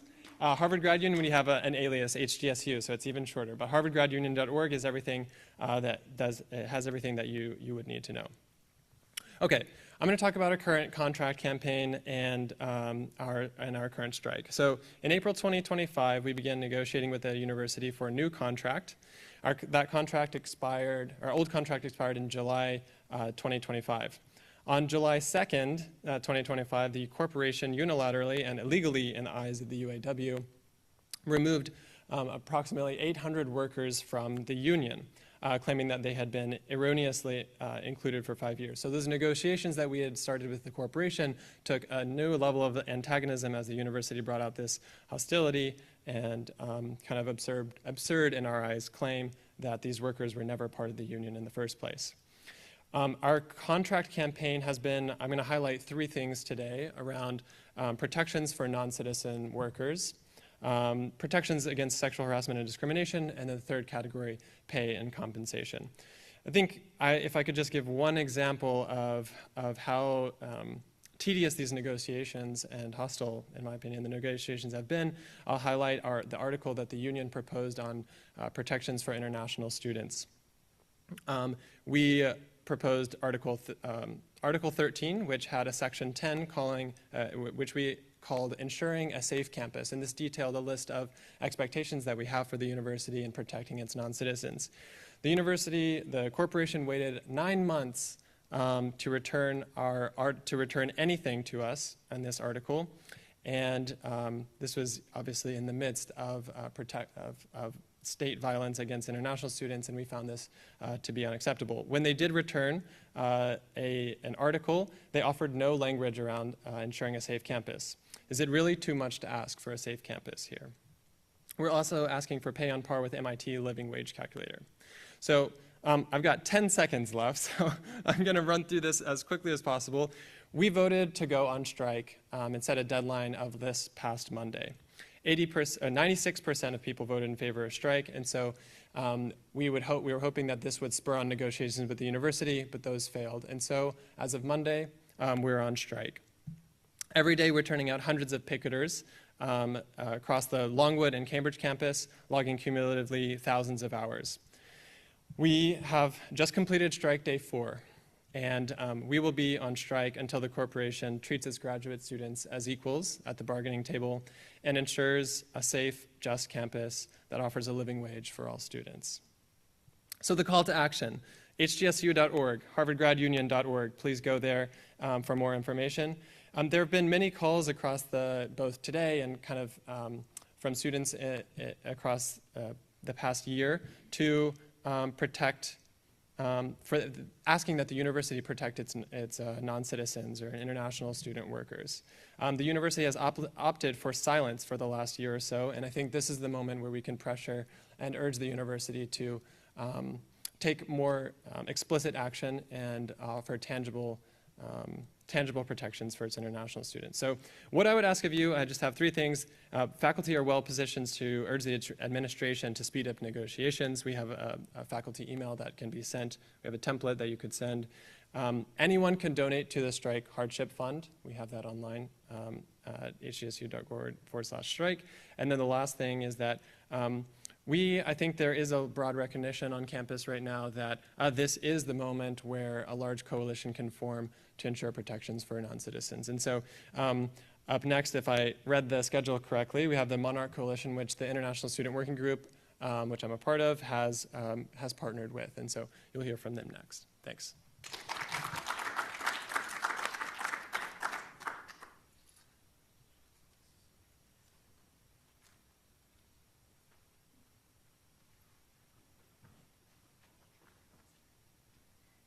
Thank you so much. We are now going to hear from, I believe, the Harvard Undergraduate Urban Sustainability Lab. Is Clive here? Amazing. Clive is a junior studying government, and he's the co-president of the Urban Sustainability Lab. And he is here to tell you about the work that they're doing. Thank you. Thanks to Harvard Students for Freedom for having me here today to speak about the Harvard Undergraduate Urban Sustainability Lab. We are the student-led hub for urban studies at Harvard College. So I have some quick questions. How many of us complain about potholes like regularly, or how difficult it is to take the T, or other issues that our local environments cause problems for us every single day? Just general hand. Yes, okay. So you, like me, care a lot about how cities operate. And so the Harvard Undergraduate Urban Sustainability Lab, or HUSTLE, was started to build a community of students who are interested in urban studies. And we really care a lot about this tie between the places that we live and the way that we can improve our worlds, right? Cities are centers of economic power, of sustainability, and of democracy in many ways. We get involved in our communities and feel a sense of agency from seeing those communities improve over time. And so HUSTLE was started to really build that connection between students and the work that they do, whether in housing or transit or sustainability or any other issue, and the cities and places that they live in. So we provide undergraduates with immediate ways to engage with those issues through our directly impactful working groups, where we partner with local and national urban organizations. We've been able to win on very cool things like pedestrianization in Harvard Square, like opening, yes, multifamily housing in Cambridge and other issues in the Boston area. We've been able to collaborate with students at Boston University on a bike summit. Just this past week, students at BU and other advocates in the Boston area were able to go to Boston City Council and push for transportation improvements. So this is a really big movement for students that has been building up over the past few years, where we have really gotten involved in the cities. We often hear that students are not, taking time, stepping out of campus and things like that. But we actually do see that people want to get involved here at Harvard and elsewhere. And so I've been really grateful to be able to co-lead the Urban Sustainability Lab along with my co-president Gavin, who's not here today. But in terms of, I have 2 asks, one for students and one for other members of our community. For students, get involved in Hustle in a number of different ways. We have our Instagram up there and then our QR code. We do a number of working groups, as I mentioned, but we also do socials and other community events. And it really underscores, again, this aspect of democracy.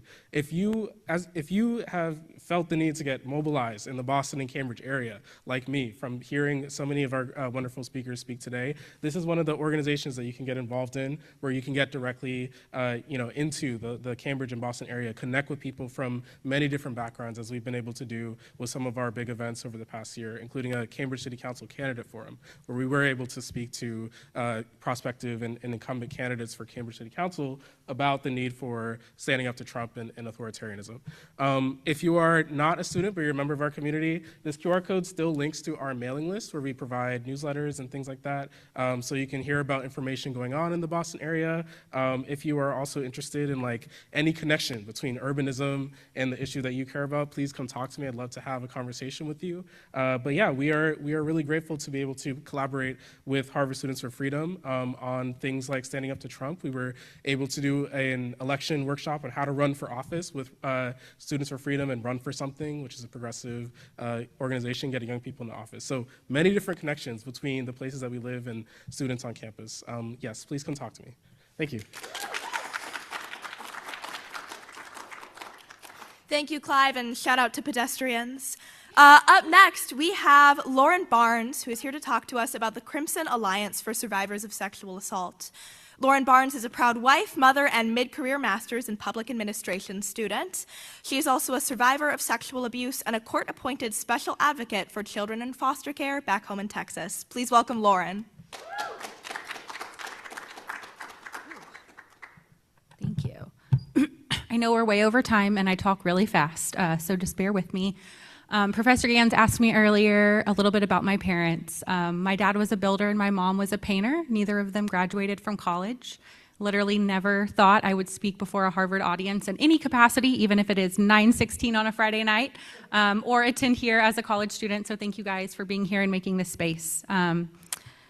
As mentioned, I'm still working on saying out loud that I'm a survivor of sexual abuse, and I want to talk about what Dr. Fung talked about earlier, which is the deep ties to the Epstein class on our campus.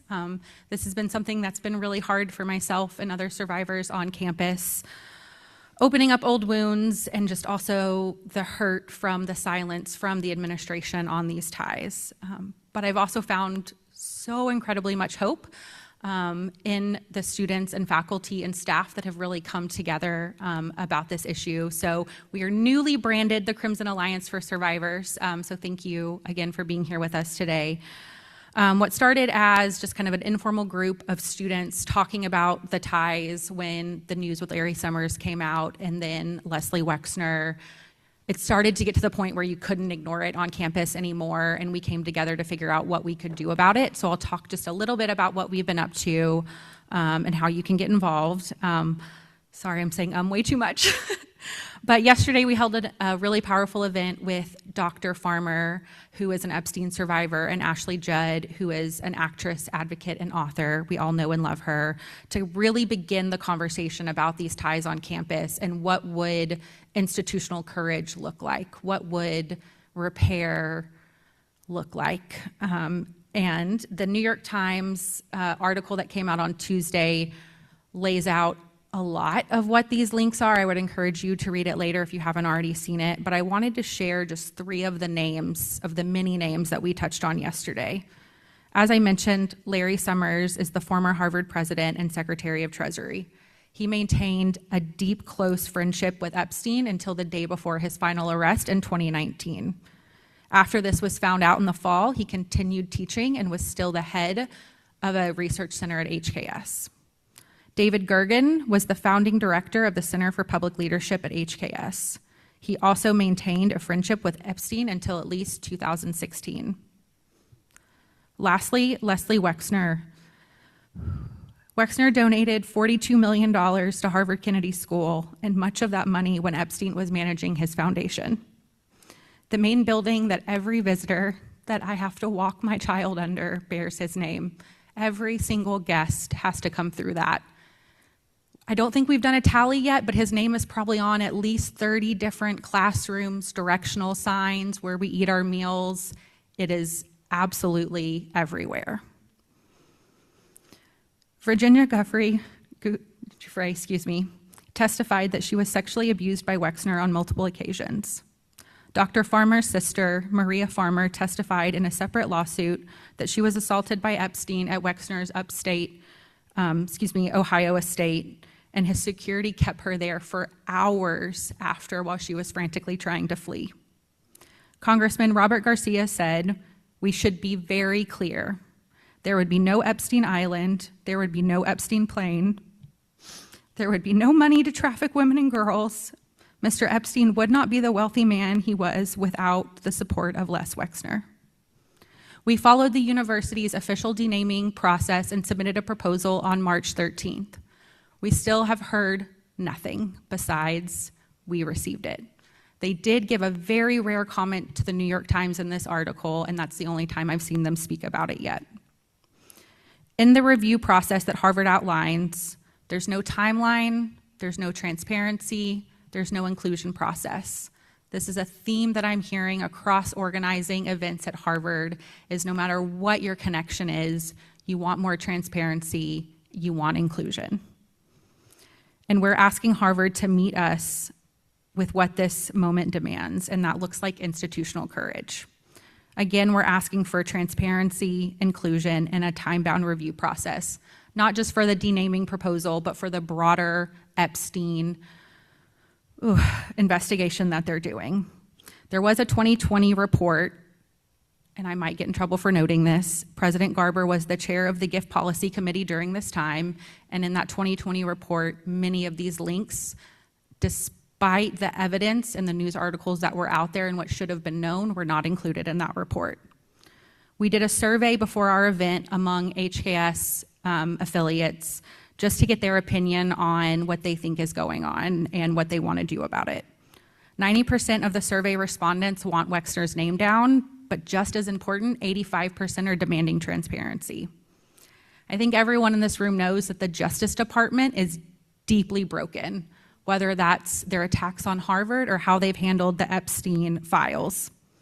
According to the new IOP, the Institute of Politics survey that came out this week, 15% of young Americans don't have trust in the federal government. And I really believe that what Harvard does in this moment doesn't just send a signal to survivors on campus, it sends a signal to the whole world about what we value and who we choose to platform. I did want to note one thing that my good friend Karina brought up this week, that tomorrow will be 1 year since Virginia Giuffre passed away. I wanted to close with a quote from her book and then a quick moment of silence before I try to quickly finish the remarks. Virginia said, "Each one of us can make positive change. I truly believe that. I hope for a world which predators are punished, not protected. Victims are treated with compassion, not ashamed, and powerful people face the same consequences as anyone else. We don't live in this world yet, but I believe we could someday. Imagining is the first step."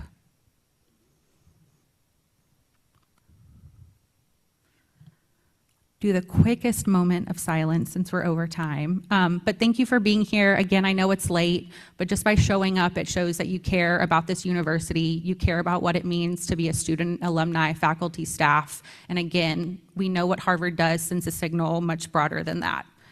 If you want to get involved with us, I would highly encourage you to sign up for our emails. We're going to have really specific actions on how you can get involved. And then we're also have a team for this Sunday morning if you happen to be free and want to go to the Boston Area Rape Crisis Center, walk with us. We would love to have you. Thank you.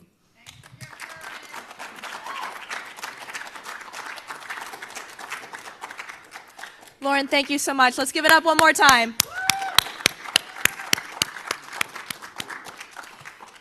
All right, now I would like to welcome Melanie Garcia to the stage. Melanie is a Harvard student studying government and ethnicity, migration, and rights with a passion for immigrant justice and community organizing. She is here to tell us about the Monarch Market Coalition, which is a slide that is not here. Melanie, thank you.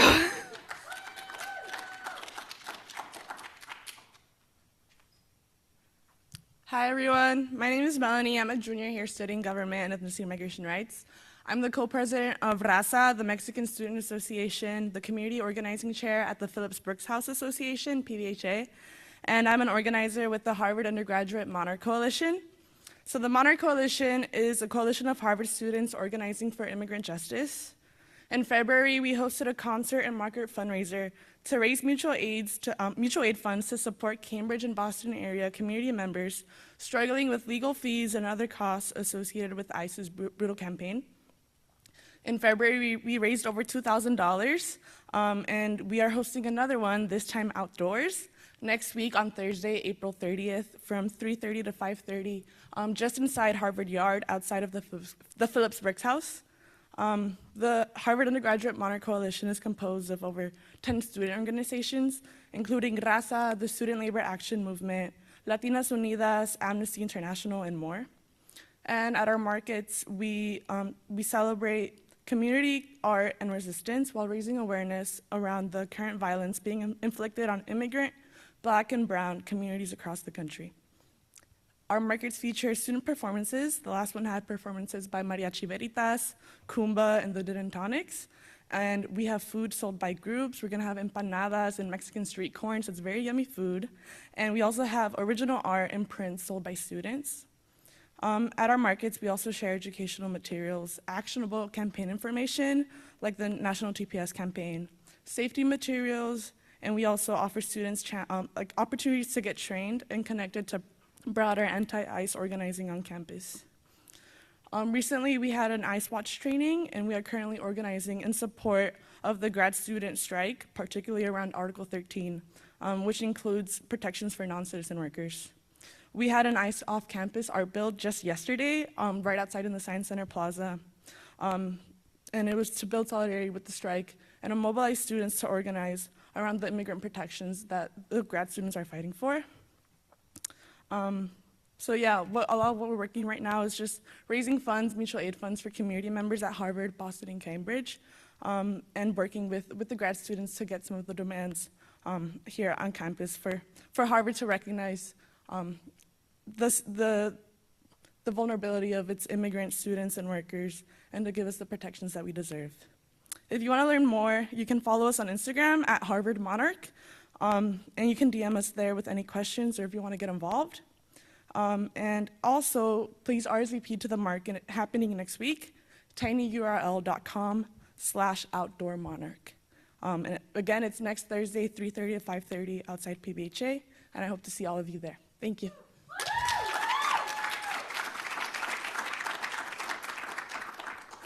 Thank you, Melanie. All right, finally, we have one final presentation for you, which is a video submitted by Representative Jamie Raskin. Representative Raskin represents Maryland's 8th Congressional District in the 119th Congress. And after this video, we will finally end with some closing remarks from James McCaffrey. Thank you all so much for being such a wonderful audience, and let's hear from our guy, Jamie. Hey everybody, it's Jamie Raskin. Hello to all my friends at Students for Freedom and Crimson Courage.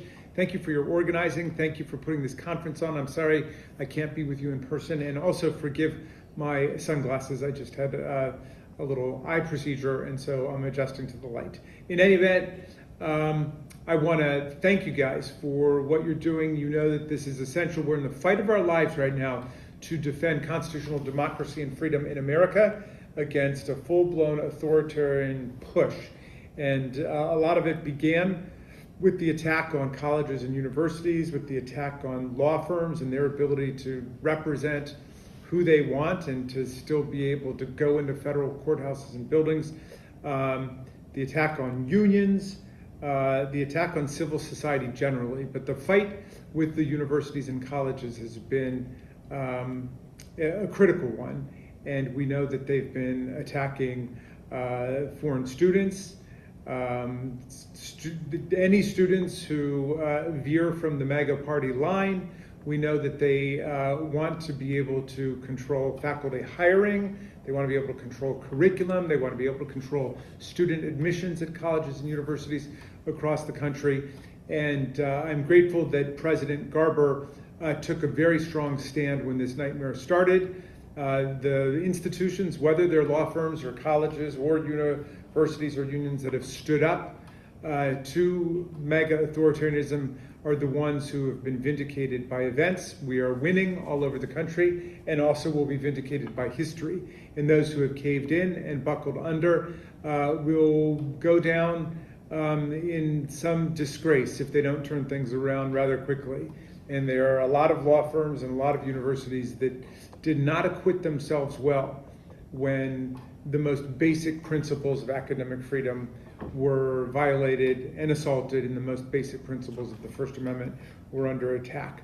And where does all of it end? Well, if you let them continue with their rampage against the Bill of Rights, it ends up in scenes like we saw in Minneapolis with Alex Preddy and Renee Good, with U.S. citizens being gunned down at point-blank range in the streets just for exercising their First Amendment rights. So this is one general struggle to defend civil society, from Harvard University to Minneapolis to the TV networks and Jimmy Kimmel. We've got to stand up for everybody's right of free speech and the ability of institutions to govern themselves and not to be controlled and ruled by Donald Trump and the mega authoritarians who surround him. So thank you guys for hanging tough. Remember what Tom Paine said when he wrote The American Crisis. I'll update the language a little bit so it doesn't offend modern sensibilities, but he said, "These are the times that try men and women's souls. The summer soldier and the sunshine patriot will shrink at this moment from the service of their cause and their country. But everyone that stands with us now will win the love, the favor, and the affection of every man and every woman for all time. Tyranny, like hell, is not easily conquered, but we have this saving consolation. The more difficult the struggle, the more glorious in the end will be our victory. Let's make that victory ours in 2026 and beyond. And thank you for everything you're doing, Students for Freedom and Crimson Courage."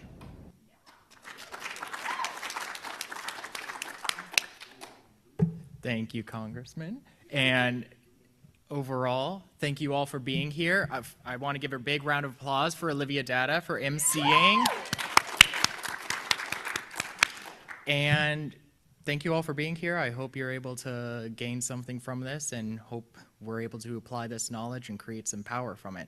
But over at Democracy House, we have a bunch of Felipes and some drinks if anybody wants to come on, do the walk on over. It's like a 5-7 minute walk or something.